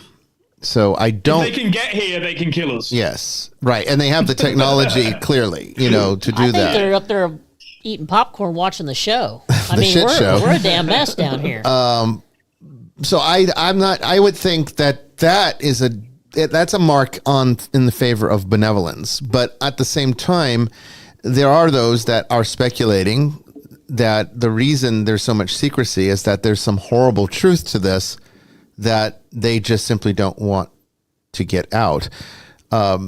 Missing persons. Well, exchange. that's one conspiracy theory. Maybe we killed them all. Maybe we committed genocide. I mean, I guess that could be possible. Maybe we gave them a virus and knowing it would kill them all off. Well, could that have been COVID-19? Now, bear with me for a minute. This is something I posited to Tracy as a joking comment one night when we were drinking scotch back in 2020, when we were watching the shit show start to unfold. Yeah. And, I said, well, what is this all about? Now, what really is going on here? Right. Because it was just so crazy and just kept getting more bizarre. And then the vaccines came and everything else. And so I said to her, wouldn't it be interesting? And this is before we knew about what's going on now, of course, because this is 2020, not 2023. I said, wouldn't it be interesting if all of this COVID-19 thing is a ruse to prepare us for an alien visitation, to get us comfortable and to get people comfortable enough to take a vaccine that doesn't inoculate us against them, but inoculates us for them, so that whatever kind of disease we might carry that is toxic to them, the vaccine could neutralize inside us in some way that makes it safe for them to now come here. So I'm not saying that really is true. I know some dangerous people then. Well, it's interesting that I know, right? So it's interesting, that I just find it interesting that the weirdness that is COVID-19 acts as now a precursor to what's now going on with the UFOs. And it's like, this is just a very weird time, because neither one of these things, if you had told me in 2019 that either one of these things would have ever happened in a million years, I would have said, you are full of shit. Well, 2019 is when I think what you may have been referring to earlier was Disclosure. It's a documentary by Dr. Stephen Greer. Oh, yeah, Greer. And it talks about the false flag alien invasion. And that was in 2019, right before COVID started. He's a subscriber to the conspiracy that I was telling you about, that with the holograms, I believe. Yes. He gets into that. Yeah. So I think Greer has been very much debunked over the years. Yeah. I think he's a bit of a sensationalist. I've never met the man, and I don't like talking bad about people I've never met.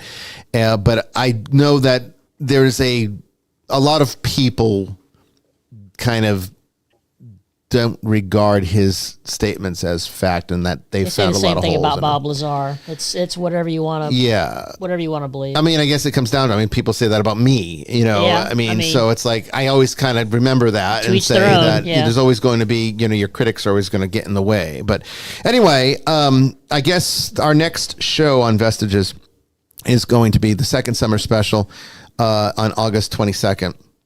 And by then, we will be full into the results, I guess, of this congressional hearing and seeing if it actually goes somewhere, if it gains any momentum. And I just find it interesting to watch Republicans and Democrats actually getting along and agreeing on something. So I'm more inclined to not believe that there's some kind of misdirection, because I don't think the Republicans would be on board if that's what really was going on here.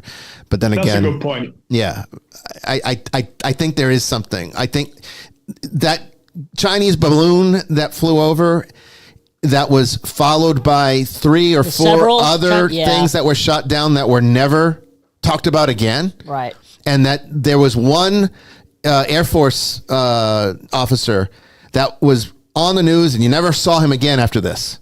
He was completely shut down, and this never aired again. It was one time, right after the balloon was finally shot down, and they had shot down these other objects. He said that there was no visible propulsion system. So if this is coming from China, it's different than the balloon that flew over. It's a different technology altogether. And then you never heard anything about it again. So I think that's more related again to UAPs, and probably might have been the precursor to being like, okay, something's going on here. Let's get to the bottom of it. So it's interesting to watch a bipartisan effort that is this on board. Like, everybody is in full agreement. We need to tackle this. We need information, and we're not going to stop until we get it. It's weird to see Republicans and Democrats doing that in this particular political climate as it exists today under this president, which is a very divisive president, as much as Trump, honestly. Anyway, okay. So I don't want to take more so. Yeah, well, yeah. I mean, I think in some ways, yeah. And I know a lot of Democrats don't like him either. So I guess that's true. At least a lot of Republicans like Trump. Anyway, let's now get to your questions. And if you want us to continue to talk about aliens, just let us know in the chat, okay? Or call in and give us your thoughts on what you think the congressional hearing is going to do. I'd love to hear it. Whatever's on your mind about that. So, Jamie, what do we have as our first question? The first question, kind of along the lines, is actually from Father Chris. It may have been a little bit of a jest, but he asked, why so many sightings in the U.S.? Is it a coincidence that we have Hollywood? And it's actually a pretty valid question. I mean, yeah. I mean, I know there are sightings all over the world, but we let's seem be to honest, we seem to have the phenomenon. Right. We seem to have the. Well, I mean, it is and it isn't. I mean, there's a lot. There's a lot that comes out of Israel and Scandinavia, Mexico too. In South America, Argentina, Chile, Brazil, all have. And Brazil has its own Roswell. Oh. So I think it's not that it's mostly happening here. I just think that people pay closer attention to our media. And we're very egocentric in our media. I think our government's being more secretive about it than other governments. There are other countries' governments are a lot more open-minded about the discussion. It seems to be. And so I would certainly not. I mean, growing up in Britain, I remember when I was a kid, we had the crop circles thing, which has been debunked. I mean, all of them were hoaxes. Actually, there's an interesting refutation to that. There was the confirmation that became the story of the two guys that faked the whole thing, and they became like little minor celebrities. They were paid to say that.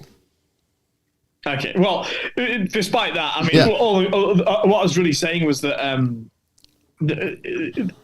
in Britain, there was no sense that the government was hiding anything. Yeah. Or, like, this thing was just an open topic of conversation and kind of something, to partly laugh at. But yeah, when the X-Files came out, which of course was massive in Britain, and and I'm very much of that generation. I'm a Gen Xer. So you got Gillian Anderson. Yeah, is she British? Absolutely. Yeah. She pretty much is now. She's an amazing freaking actress. Yeah, I mean, honestly, she sounds more British than me these days. Have you seen her Margaret Thatcher? Oh yeah. I mean, it's incredible. Amazing. It's almost like as if it's the same person back from the. I mean, it's crazy. If only it were. Our Lady of Grantham, she prays for us from her father's house. Sorry, I once gave a talk on Our Lady of Grantham as the icon of Christianity. Did you really? That was to a libertarian gathering. Anyway, I'm not sure I agree with everything I said, but it was good fun. Oh, there you go. But so going back to the point, in Britain, this isn't a subject of like, we don't think there's secret labs that MI6 are keeping or anything like that. So that side of it for me feels very American, very USA. Yeah, it could also be though our military is a lot more aggressive. Yeah, and more secretive. Yeah. Well, actually, I did use. I'll be careful what I say here, but I did for a time work with. I'll just say U.S. military. I'll just say that. Okay. And actually, my level of involvement with them was nothing of any great, shakes at all. There was no. I mean, other than basic terrorism risk, but honestly, the way that they manage things, locked rooms, and you go into these places and you think you're not hiding anything. Like, there's nothing in here. This is just. Yeah. So in other words, I'm not saying that there's nothing that needs to be protected like that. Of course there is, but because the default is so high up here, my office is completely top secret, and you think actually you've just got some staples, and a couple of pens. Yeah. It kind of it sort of hypes up that mythology. It does. I mean? It creates a larger than life effect. Yeah. True. I mean, I don't know. I think though that but I'm open-minded. I am open-minded.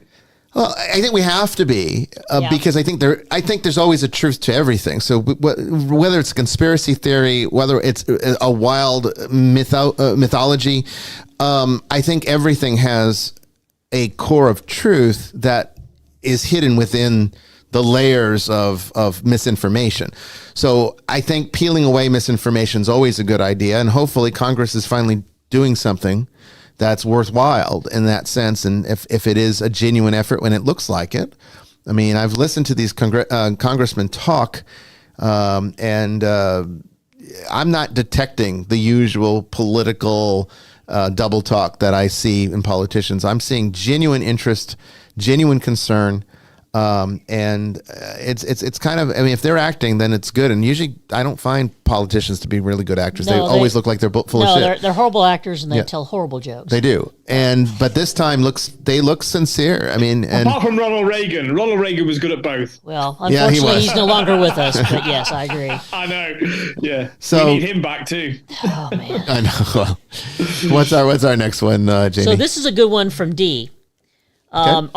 Away from the aliens. Anything. Do you believe the Shroud of Turin is real, as well as the Sidarium of Oviedo? The Shroud of Turin, and the Sidarium, the sweat cloth around his face. Yes, sir. For those who don't know, we were actually talking about that at the break. It is. I would say that a lot of research went into it. Okay, the Vatican did allow carbon testing. And more than once. Yes, and you have to understand it's a big deal because even whether it's historically true or not, it's still a relic that is venerated in the church. It's taken on that, and it in order to do carbon dating, you have to destroy the particle that you're using or that you're dating. So they have to cut a piece off and actually destroy it in order to get the carbon result from it. Now, the carbon dating was always cited as being proof positive that it was a medieval forgery, because it dated back to something like 1100 or 11 or 1200, something like that. 12 or 13th centuries, and the problem with that is that it is known. I mean, it was in a fire. There was a monastic fire hundreds of years ago in which part of it did burn. Actually, it didn't catch fire. It was in a metal container, and the container got so hot that it actually burned the material. And I think the only reason it is still here is because it was in that metal container, and it didn't actually catch fire, just scorched it. Kind of like if you were to put a paper towel in a hot frying pan, it'll start getting brown. And it might start burning little holes in it, but it doesn't necessarily catch flame until you leave it in there for too long. Kind of on that principle. And when you're already testing something that has had a previous fire, because the way you get carbon dates is by burning, it's going to throw off the dating. So I don't think carbon dating is a reliable thing for this particular object because of that fact that it's been in a fire already before. So that can throw off any of the results. More interesting, though, is that it is an object that is produced in the negative. And this would have been at a time, even if you take the 12th century dating, as the truth, they had no knowledge of photography. Putting an image in the negative would not have been something that they would have known to do, thought to do. There would be no purpose behind doing that.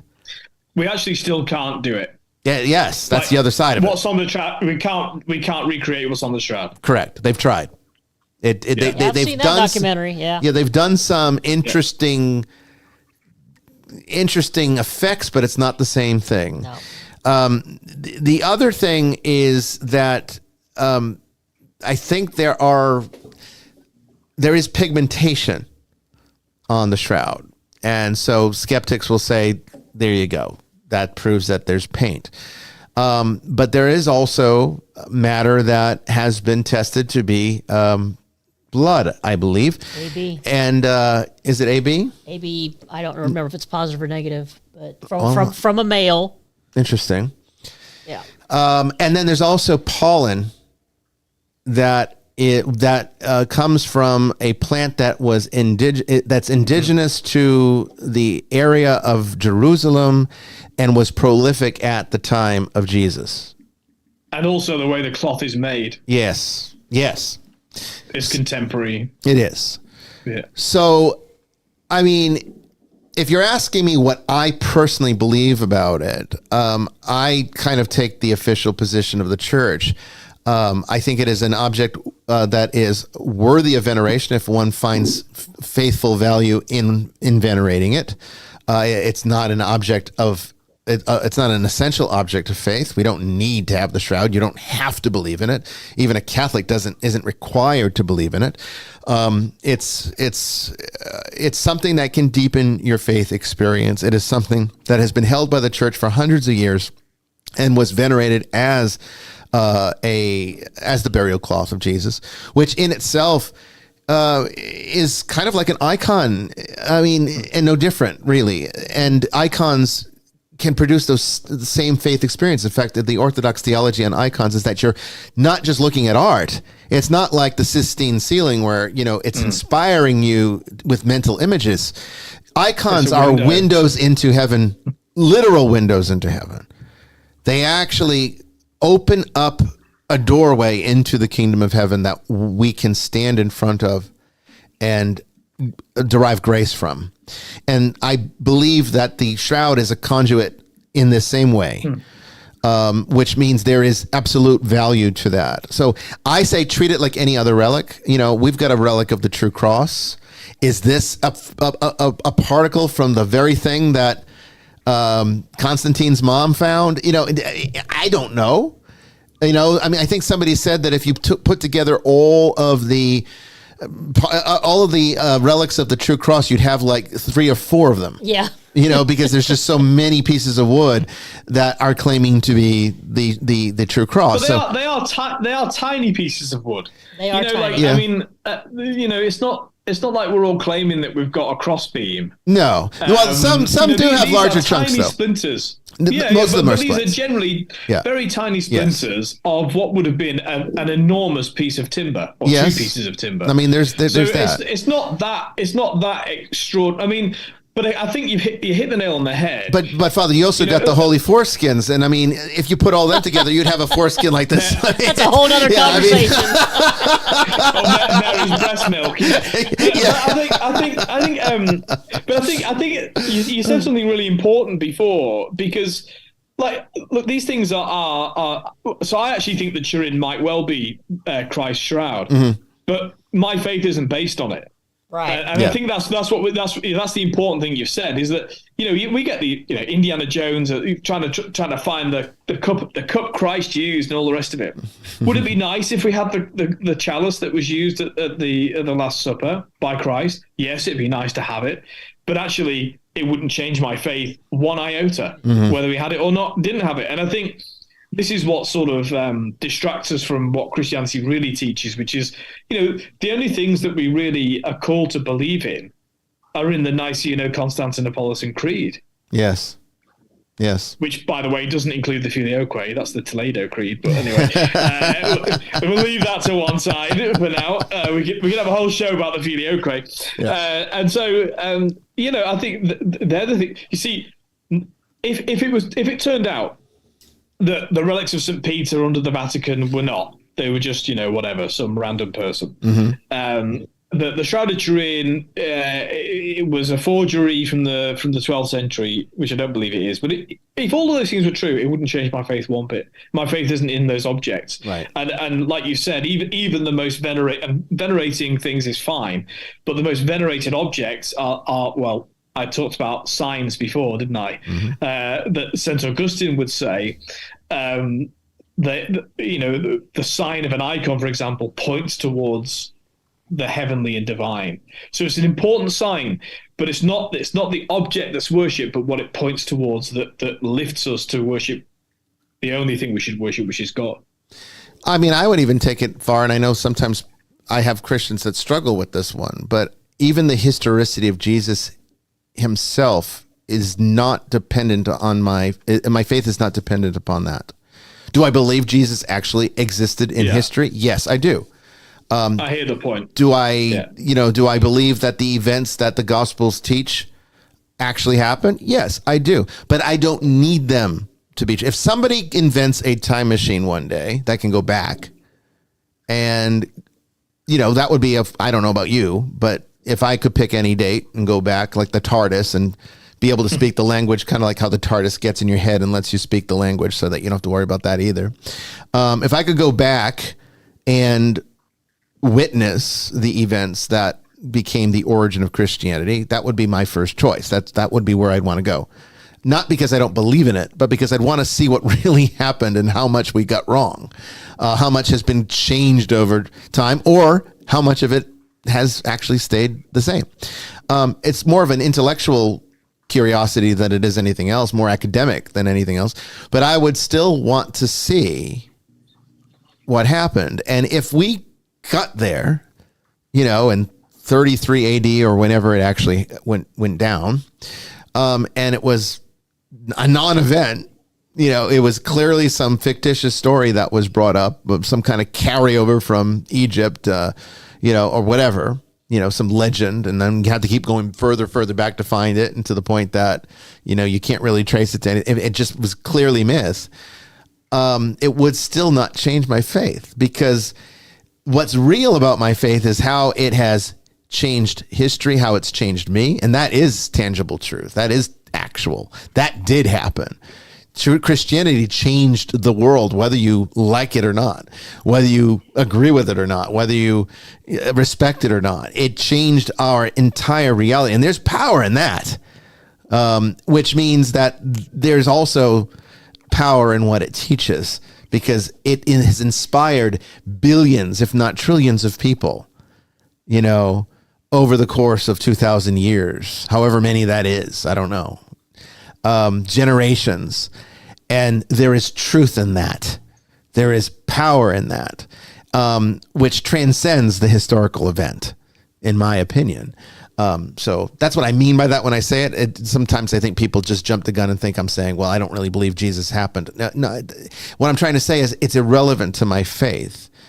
Intellectually, I believe it, but it's not, my faith doesn't require it. If somebody could prove without a doubt that Jesus was entirely a work of fiction, it wouldn't change. The only version of that I do object to, not anything you've said, is, and I've heard so-called bishops say this, that if they found the bones of Jesus Christ, it wouldn't affect their faith. That's not what you said. No. Because if you found the bones of Jesus Christ, then he wasn't resurrected from the dead. He's not God, and it's not true. Well, I would say that the only thing that, if that would be found, and there is a legend that says that he was buried in India. There's this famous painting that kind of Da Vinci Code sort of conspiracy theory about that. That he went on to live a normal life with Mary Magdalene and died in India or something, and that there's a tomb out there. Let's say they found it. I could even say that what all that would suggest is that the resurrection is something that is even further outside of the paradigm of what we understand as it relates to biology and spirituality and how they come together. Right now, the theology of the church teaches that these are physical events. So the resurrection is the physical body coming back. But yet it's somewhat ghost-like. It passes through walls. It doesn't always look the same. Some of the extra canonical texts that didn't make it into the Bible have suggested that Jesus would sometimes appear in these post-resurrection appearances before his ascension as a child. And then they turn away and they look back, and then he's the Jesus they know again. So the resurrected body is definitely not like a physical body that we know. Yet it is physical because Thomas could touch the nail marks. So there was something to that, but I would say that if you had the bones, well, then perhaps, it kind of perfects into a more perfect body that just leaves all the shit behind. I don't know. I guess, maybe I'm just trying to rationalize it as a Christian. I don't know. But I'm not sure even that would bother me. I'd have to, think about that one a little more. Maybe I will over the break. We're going to take our next break here. When we come back, more questions from you. Call into the show, and we'd love to hear from you.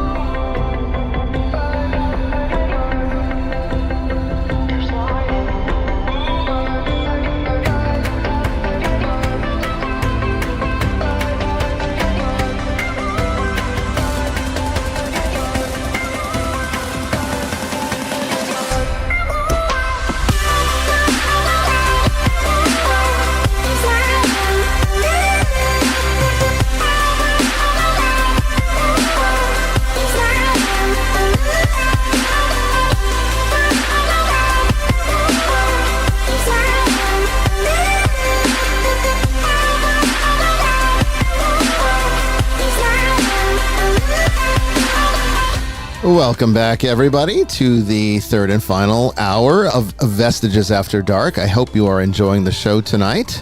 I know I am. What a great discussion so far, and we're going to go a little deeper into the last one. I had some funny thoughts during the break with Jamie. I explained my thoughts. Got to present it to Father Chris. See what he thinks about it. This is what theology does to you. It takes you into directions, if you let it, that you never thought possible. All right? Don't go away. You don't want to miss what I have to say.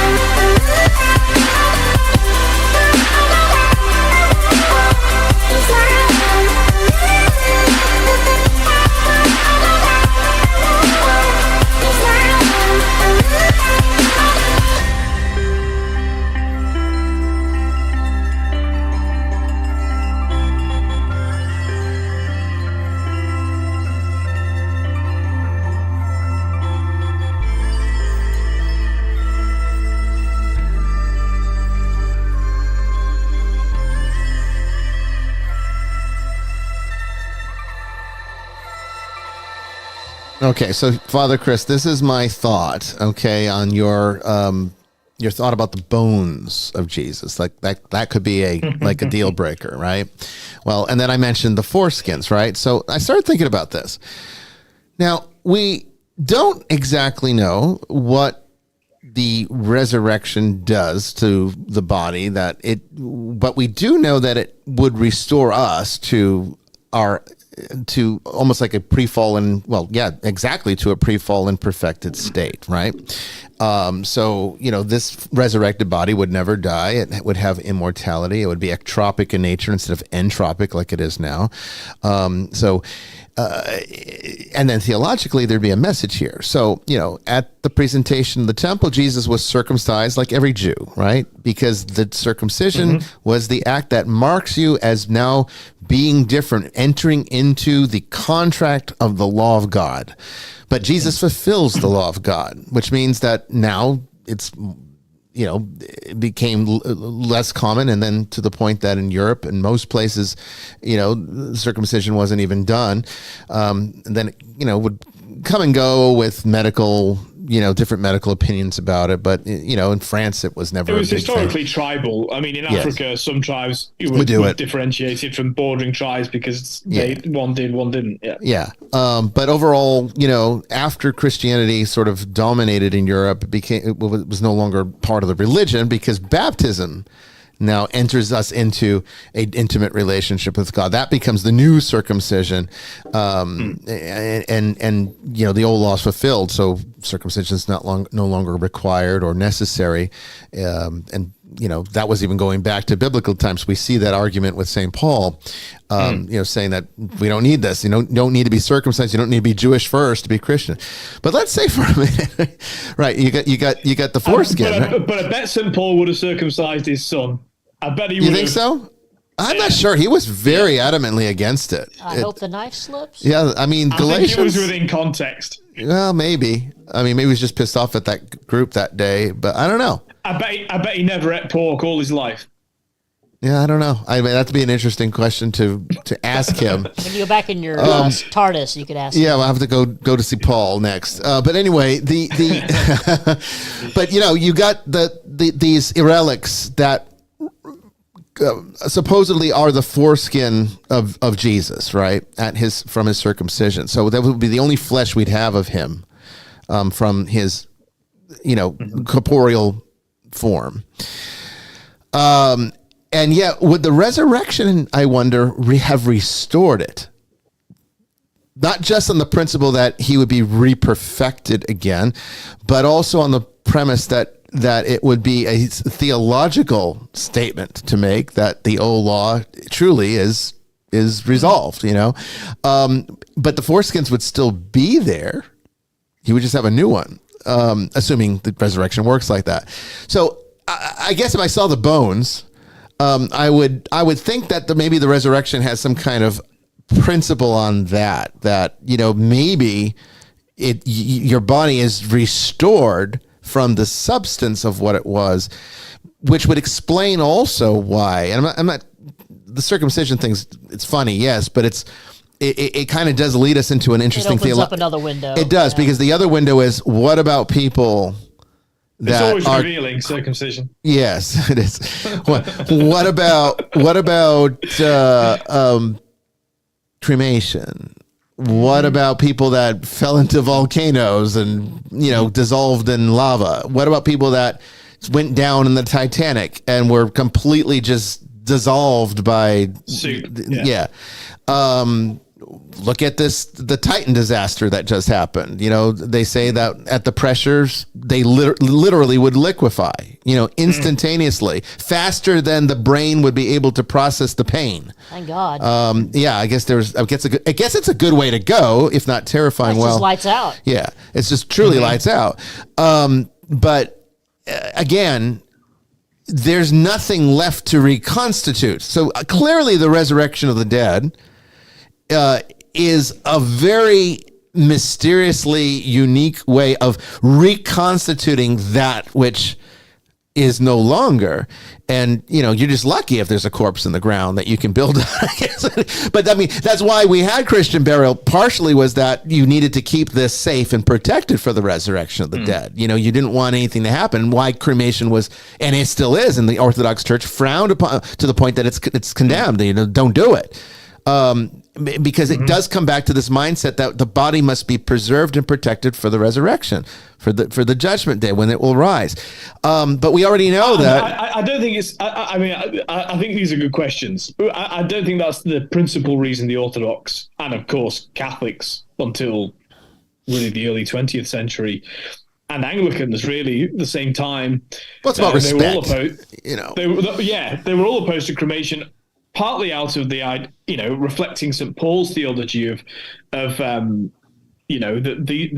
is the vessel in which the Spirit of God has dwelt. Yes, you don't just toss it into a fire, right? Exactly. So I think that's a large part of it. The other part of it, of course, is that we're not Hindus. That we don't believe. If we believe there's any significance spiritually, theologically, metaphysically to burning our bodies, then that's a non-Christian act. Yeah. As opposed to, and the reason I think, all but the Orthodox have shifted to allowing cremation, but it's still under the explicit direction that it has so long as it has no religious significance. Yeah. Because we're not saved by being cremated. That's really the point they're trying to make. Right. The Orthodox still hold with it's just not ours to dispose of in that way.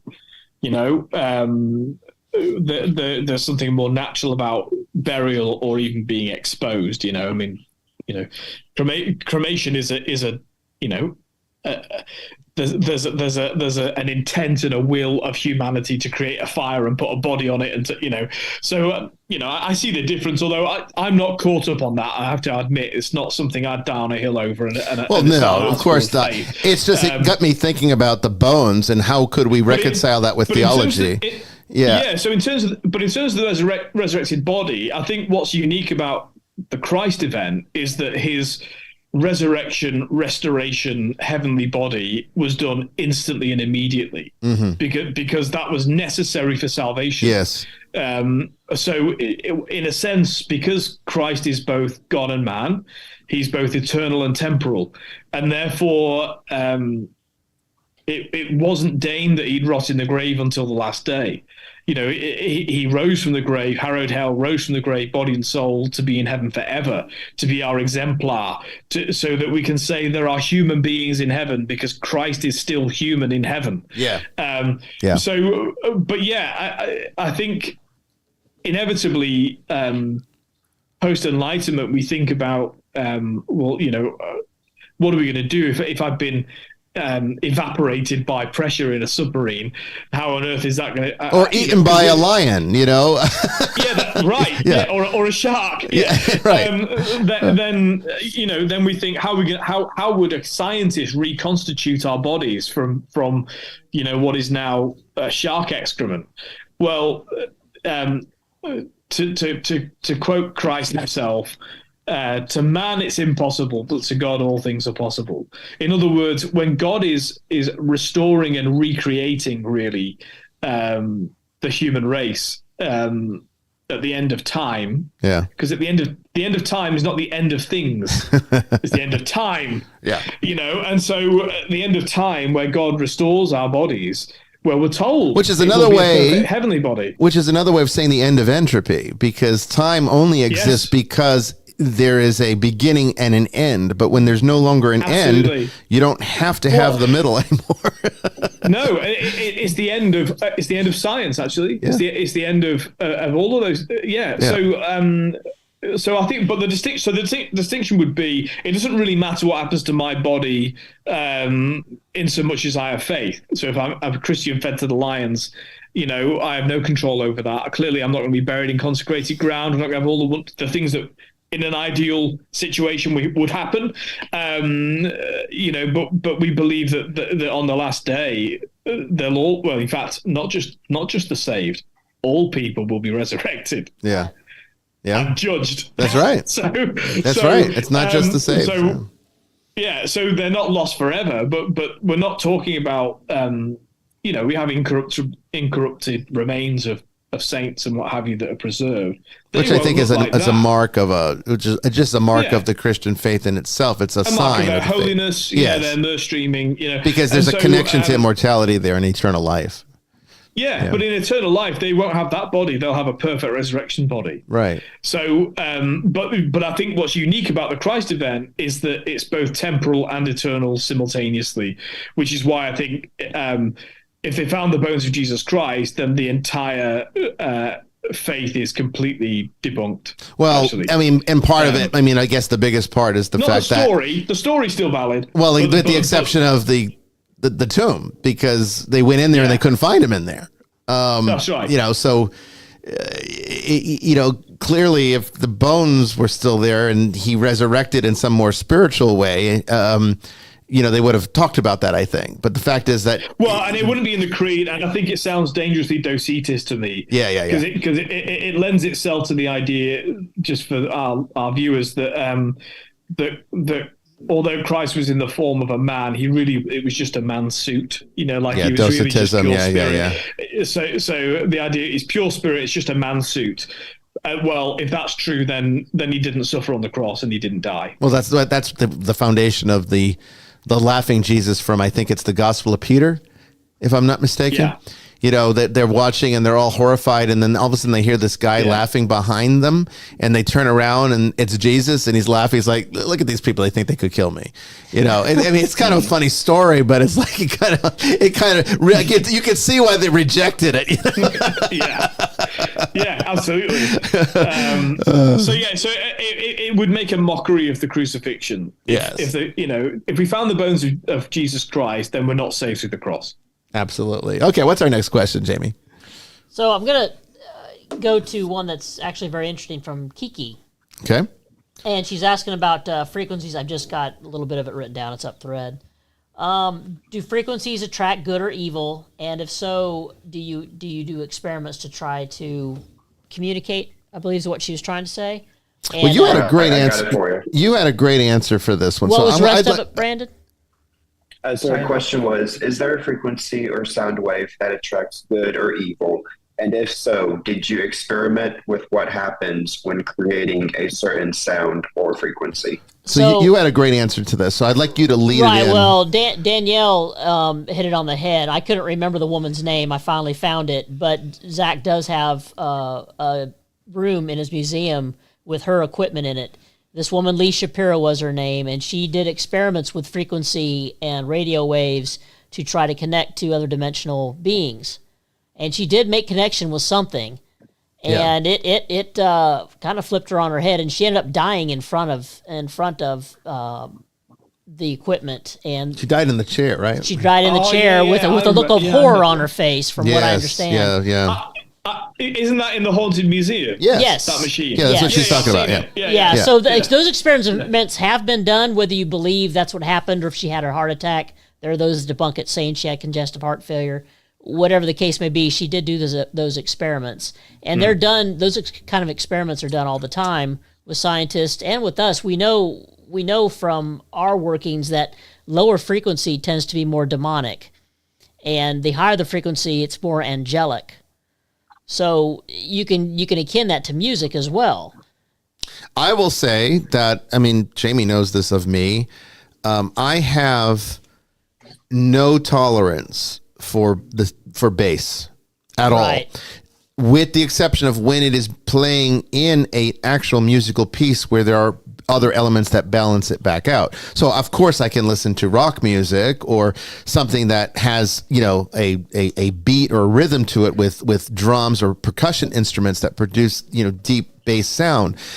But if all I'm hearing is like, if you're in like an apartment and you've got a neighbor that's just playing music really loud and all you hear is the boom, boom, boom sound going through the walls. Yeah, that's crazy. That literally puts me into a almost a hysterical state. I can't stand that sound. It hurts. It's painful to me. I would only have a neighbor like that for about 5 minutes. Yes. I can deal with the drums, but it's got to be the native drums, and there's something different rhythm about that. to it. Yeah, that's actually a ritual. But he would either change his music habits or leave, or something else. That's why I now live in the forest, because I can't deal with it. And this is Atlanta. This is the land of hip hop. Okay, so everybody and their mother is blasting bass everywhere you go. It's nonstop in Atlanta. Nonstop. It's just constant. I stayed just off the interstate, and I heard plenty of it. Oh, it's awful. Yeah. It's awful. It's everywhere. And I can't deal with that. Now as long as it's balanced out with higher frequencies, then it's fine. It sounds like music, but I can't stand just the vibration of it. It makes you sick. Okay. And there's even scientific experiments done. You don't even have to get into the demons, but I mean, there's torture that you can do with sound. Right. There's sound wave weaponry out there.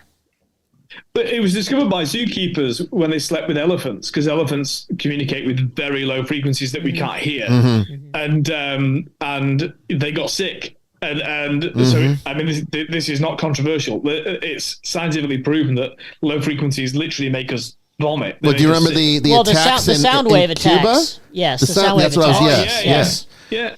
So there's science to this, right, even outside of whether or not you can, conjure demons from it. But looking at it from a metaphysical point of view, my students already know what I'm going to say here. For everything's frequency. Everything is frequency. And we know that higher frequency is, as Jamie said, celestial, and lower frequency is more dense, more fallen, if you will, if you want to get into the theology, and is closer to the range of the things or the forces that we consider to be demonic. So interacting with those frequencies, which incidentally is, I find interesting, that not that I'm, I don't like rap music. I'm not crazy about hip hop either.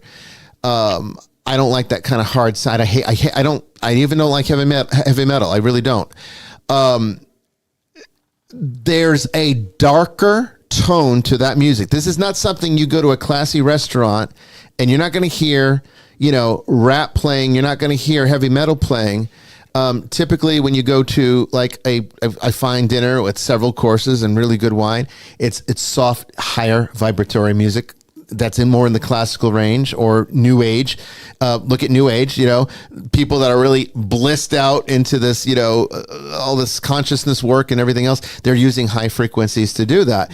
And it makes them kind of spacey, doesn't it? I mean, the more people get into this kind of stuff, the more they kind of become this kind of stuff. But I find it interesting that, so much of rap music is about crime and murder. And why does it have to be that? Because, there are actually, believe it or not, there's rap songs that I actually kind of like, but they're far and few between because I don't like the overall message of them. And the reason I think that it lends itself so much to that poison, the darkness, because it is actually capturing those lower frequencies.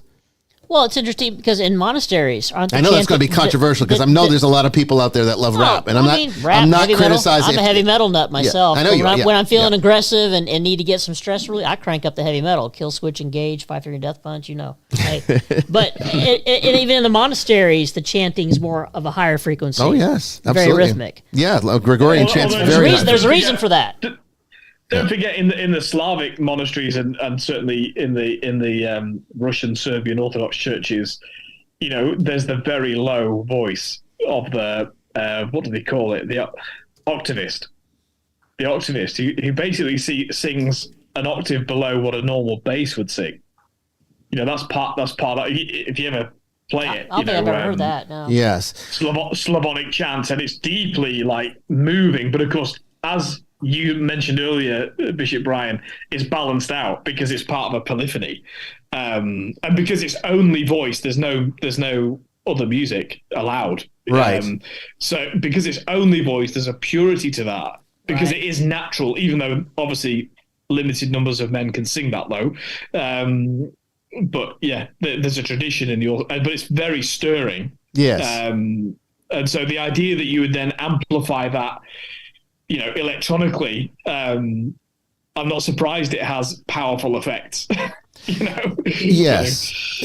I mean, I was looking at, there is, I'm not sure I'm finding it. I can never remember the numbers. Somebody out there in the audience might know, but there's a controversy about the American Standards Association of Music that back in 1936, it standardized the pitch frequency of all music to 440 hertz when it used to be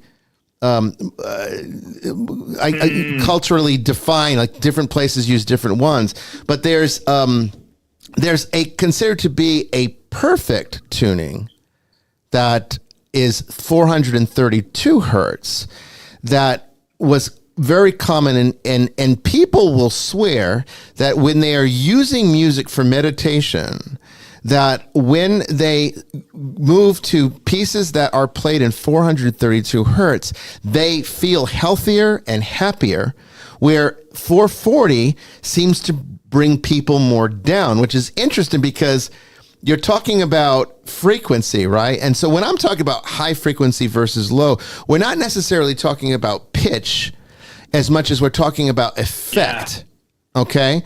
And so I actually tune my piano to 432. I'll never be able to play with anybody in a band, not that I intend to, because everyone's going to, all the instruments are going to be 440.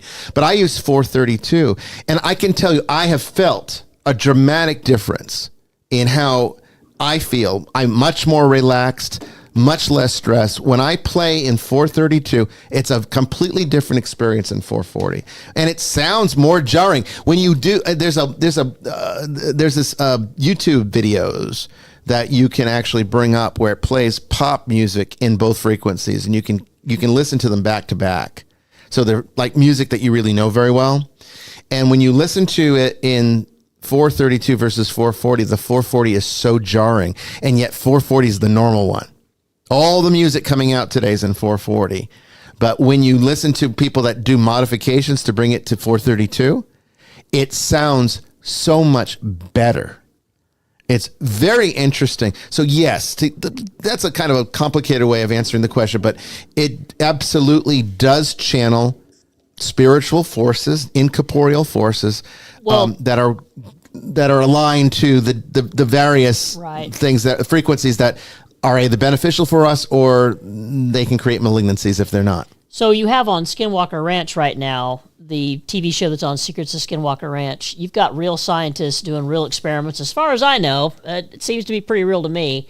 And they've tapped into this anomaly at 1.6 gigahertz. When they play that frequency, it appears to be opening up almost like a portal or a vortex above, and it's almost at the same height every time. Mm-hmm.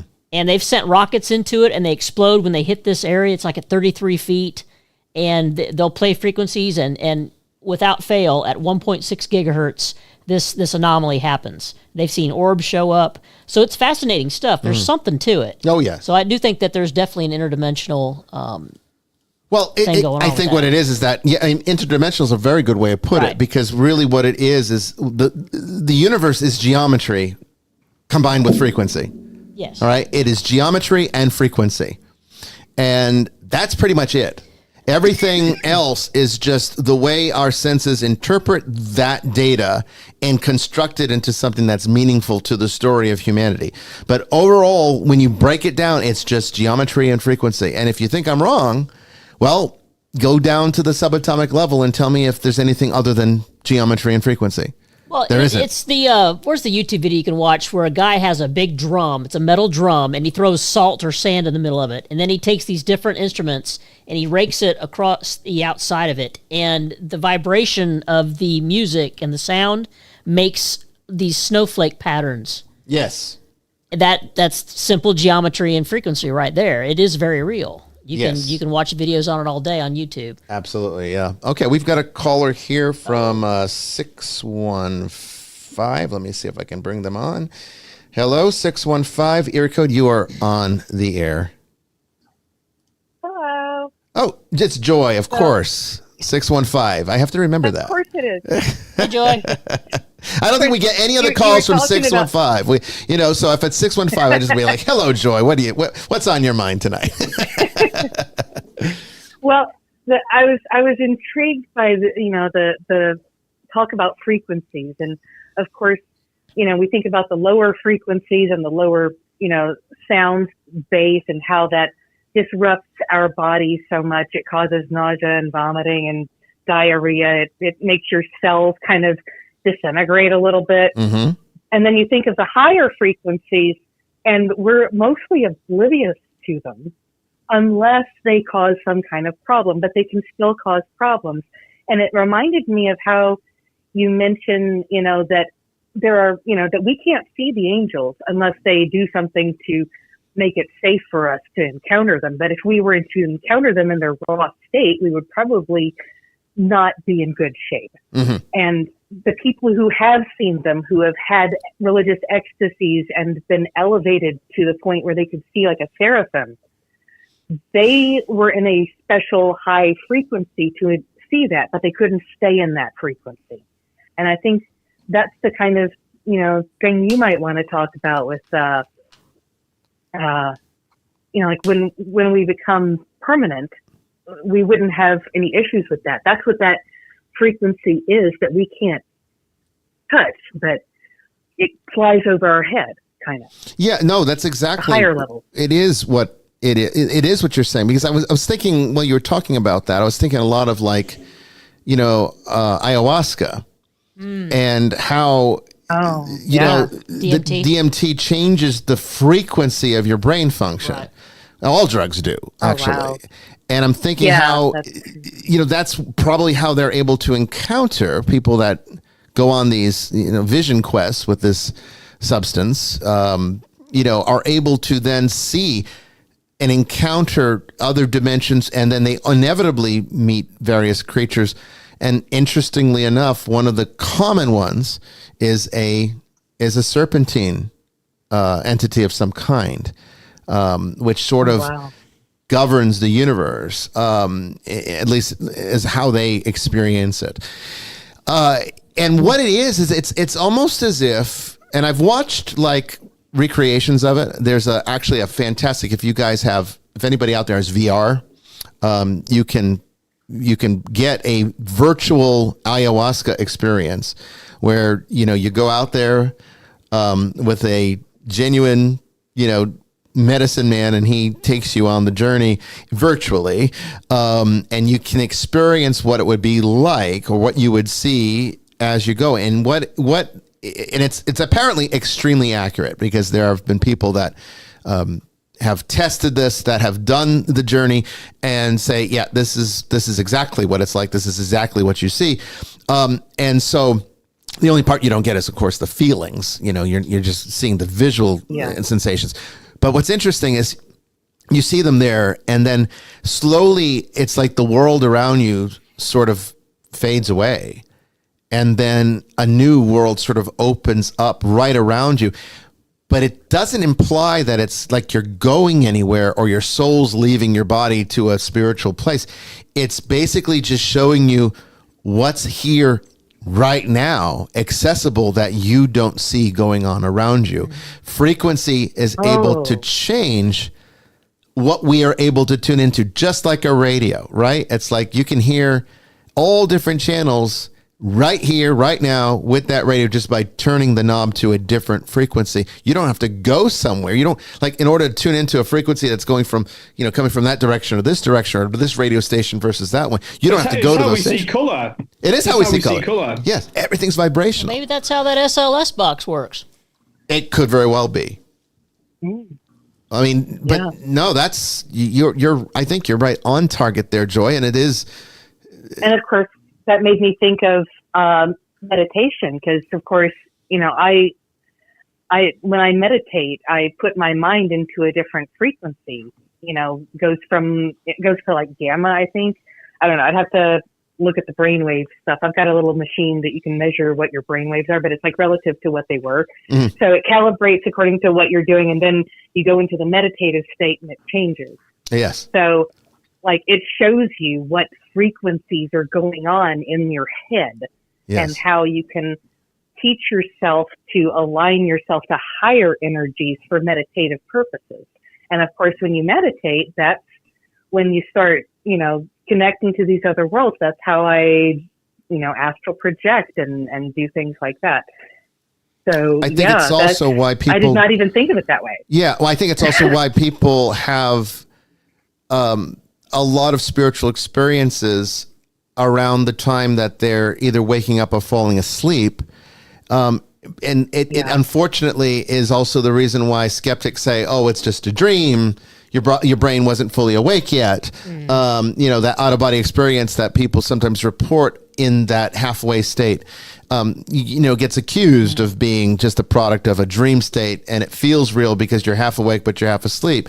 But I don't think that's what it is at all. I really think what happens is if you can stay awake through these frequency changes in your brain that happens when you go to sleep, then you become susceptible to the frequencies of those things that are resonating at that same rate around you. And I think that's how you can have a ghost experience. It might explain why certain people are susceptible to encounters with ghosts because because they're able to tune in naturally to those frequencies. And that explains why, I don't pick up on ghosts naturally. I have to go into a semi-trance state. Mm-hmm. I have to alter, that consciousness in order to perceive the spirit stuff around me. Yeah. But that's how I did that. I started learning that when I learned it was an accident, but I learned how to leave my body. Mm-hmm. And when you're partially disconnected from your body, you don't fall asleep when you're in that state. Right. And that's, I think, where I was able to learn to do all the things that I've learned to do. Well, even we were talking about aliens at the beginning of the show and throughout the show. And, longtime listeners to this show have heard my story about my own encounter, which a lot of people have said to me that it was terrifying to them. I didn't find it frightening when it happened. But I will say... all three, there are two specific times, but it happened 3 times. All 3 times, I was in that state where I was getting drowsy. One time I was meditating. The other 2 times I was just about ready to fall asleep. And that's when I encountered these things. And it wasn't like I woke up and they were in the room, as much as it was sort of like I was dozing and then my eyes would open and I was dozing, my eyes would open. And then one of the times that my eyes opened, they were there now. I don't think they came in between my shutting my eyes or between dozes. I think they were there. They were there the whole time. Yes. And my frequency of my brain allowed me to see them once it reached the right level. I think that's exactly what it is. Yeah. Yeah. Yeah, absolutely. It's very compelling. It is compelling, and it is interesting. I think even Crowley did frequency experiments with using guttural vocalizations to do various conjurations. There's an interesting Buddhist monks. Yeah, there you go. Yeah, they do that bitonal. I listened to that to meditate for so long. Yeah. Yes. Yeah, you turn that on and start meditating. Boy, you can go to some new planes. Oh, you can. It's very powerful. I love that stuff. But Crowley, I forget what it was called. Gosh, he did this ritual where it was it was around the 40s. He did this ritual where he encountered a creature that he'd sketched, an interdimensional creature that, Lamb? What was it? Lamb? Yes, thank you. Yes. Okay. Yeah, I've seen that. Yeah. That's the one. And it looks just like, well, not just like, but it looks very similar to the gray aliens that we now know as part of our pop culture. And some speculate that he opened a doorway and that's where they came from. And, they were always... Way to go, Crowley. Always screwing stuff up. You got to look out for those. You got to look out for those British guys. Yeah. Well, the British hate it. You know what I think it could be? What do you think? You want to know what I think it could be? Because the stories, I think the aliens that abduct are different from the other aliens. And I think the aliens, because we tell these stories about these abductions and these vague features, when hundreds of years ago, they were abductions by fairies. And I think it's because people were more spiritually attuned back then. And now that we've been through the age of enlightenment, the age of reason, we don't have that spiritual connection that we used to have. So the features look vague instead of looking fairy-like. Interesting.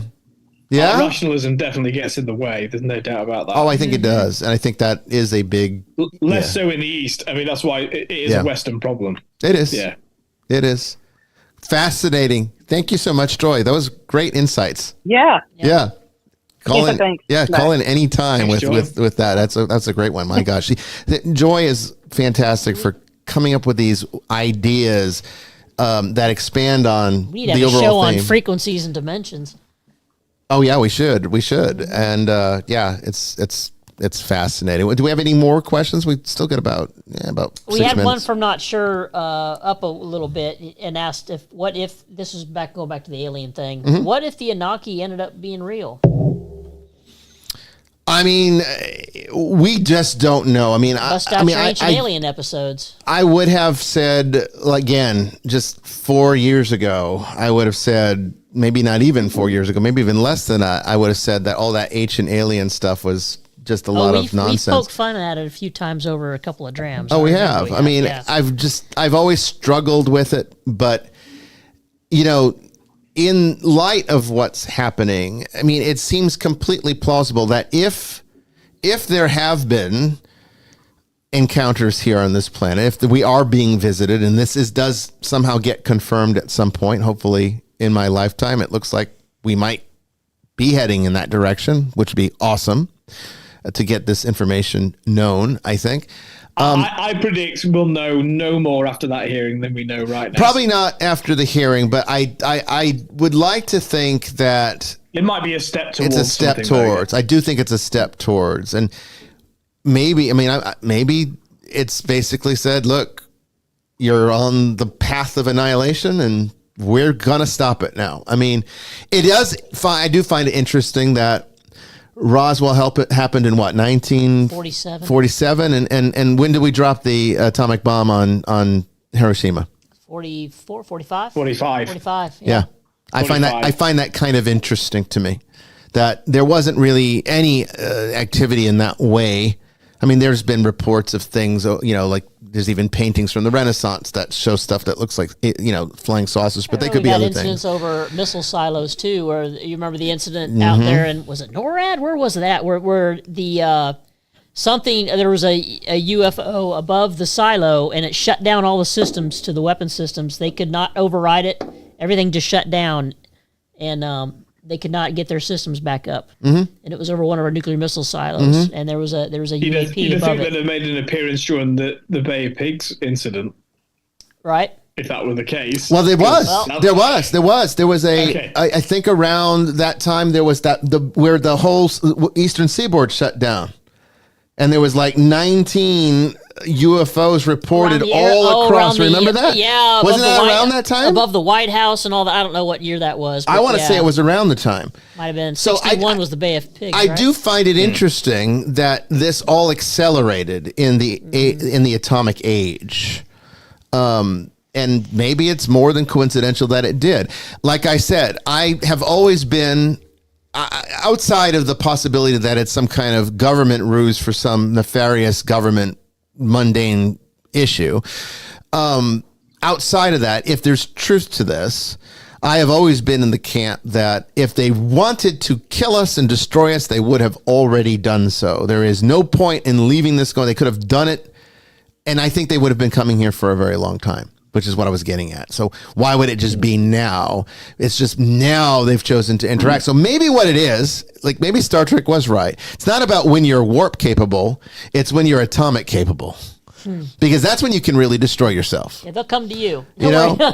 Prior to the atomic physics, mass destruction was really kind of limited to standard warfare. Everybody go see Oppenheimer. Yeah. Get an education. I mean, but now we have the power to very easily. Not Barbie. What's that? Not Barbie, though. Oh, no, I'm not going to see Barbie. I don't want to see that one. Oppenheimer. Yeah. I'll pass on Barbie. Thank you. I did go see Mission Impossible, and my God, was that a great movie. I really enjoyed Mission Impossible. Tom Cruise is the last movie star. He's the last movie star. And he still gets it. No other movie stars. He still gets it. You know, it felt like going to see a movie in the 90s, like when you had that, that pure action thriller. He's just a pure movie star. There are no others. He's the last one standing. There's no woke bullshit in it. There's no, it's just a good movie. There's no like philosophical political message that they're trying to get across. It's just a good movie. And I respect him for that. Look, I don't get his, his Scientology, if that floats his boat, let him have it. What? But he's. Do you know what? His Scientology doesn't offend me as much as the woke bullshit the rest of them come out with. Well, that's honestly, part of the problem. Give me a Scientologist any day. I think they're a little more down to earth. Lee Remini, if you're listening, I don't think that. I hate Scientology. What's that? I hate it. I do hate it. What did you say? Documentary I watched on Lee Remini is an actress who got out of it, and she's exposed quite a bit of what goes on. Listen, I think it's awful. I think it's terrible, but it's not as bad as woke. So it's not that I think Scientology because that's hitting all of us. That's how bad I think woke is. Yeah, that's getting shoved down. Well, I think woke is more pervasive. Is what the danger is. It's worse. It's that Scientology, if it was as pervasive as woke, could be more dangerous. But it's not as popular. It's kind of an in-group kind of thing, which makes it, I guess, cult-like for some. But I mean, and I get that. I get the criticisms. I wouldn't be involved in it. But hey, I will say, Tom Cruise, he gets what the entertainment industry is all about. He knows that they're actors and they're there to give you a good time, not to preach to you their particular political persuasion. But that's what it's become. Disney, you can't go see a Disney movie anymore. It's all shit. Not that there've ever been really great movies. I mean, I've never thought Disney made great movies. No, Lion King was the only one I really liked. Frozen was okay, I guess. I'm going back 70s and 80s. I never really cared for Disney films. Oh my goodness. No, never really did. I like Disney World, but it's because it's part of my childhood. It's like we moved to Orlando, and we lived only like 10 minutes, 15 minutes away. So OG Disney are great. OG Disney films are fantastic. Yeah. You just can't watch anything made after 2000, pretty much. That's pretty much true. Yeah. I mean, Marvel was good for a while. I think it sucks now. Well, it's a cash cow that's been milked dry. Been blood dry. It's time for the slaughterhouse, I think. Sorry, Daisy. Off you go. Yeah, off you go. But no, I mean, I'll say we used to go. Tracy and I talk about this all the time. We used to go to the theater to see everything. I mean, we went to see everything. It didn't matter what it was. If it was coming out, we'd go see it, even if it was something we knew nothing about. And we have not done that in so long because everything that comes out, even stuff that's supposed to be good, sucks. I have not gone to see Indiana Jones. I won't go see Indiana Jones. I'm really torn on that one. I've not seen it yet. No, I mean, I've heard such horrible things about it. I'm waiting for streaming. Tracy wants to see it, but we don't want to give money to an industry that spent something like $400 million to create a movie that basically just tears this beloved character apart. Go see Sound of Freedom. I'll leave it at that. Yeah, that's a good one. Yes, I haven't seen it. I haven't not seen that yet. Tracy wants to see that one too. I'll go see that one. I support that group. Have for years. It's legit. Well, I mean, we've had cases that have indicated that child trafficking and satanic, involvement is real. So sure have. If I hadn't had those cases, I probably wouldn't believe it. But we have had those cases, and there is something to it. Anyway. All right, from an Anunnaki to the child trafficking. Yep. You never know where we're going to end up. To the end of the show. Brandon, thank you so much for being here tonight and your contributions from the questions from the ether is Thanks, wonderful. Brandon is now our coordinator for this show, so he's going to be getting us the guests and getting the topics together. We expect season 8 to be a fantastic season, so make sure that you stay subscribed to this channel, like these videos. Really helps out the channel and everything else, helps out the church, and Brandon is a big part of that now. If you want to suggest something, talk to him. He'll make it happen. Father Chris, thank you again. We'll be back. We'll be back next month with a brand new summer special, August 22nd. Okay, so tune in then, and we will see you out there in the ether. God bless everyone. Good night, all.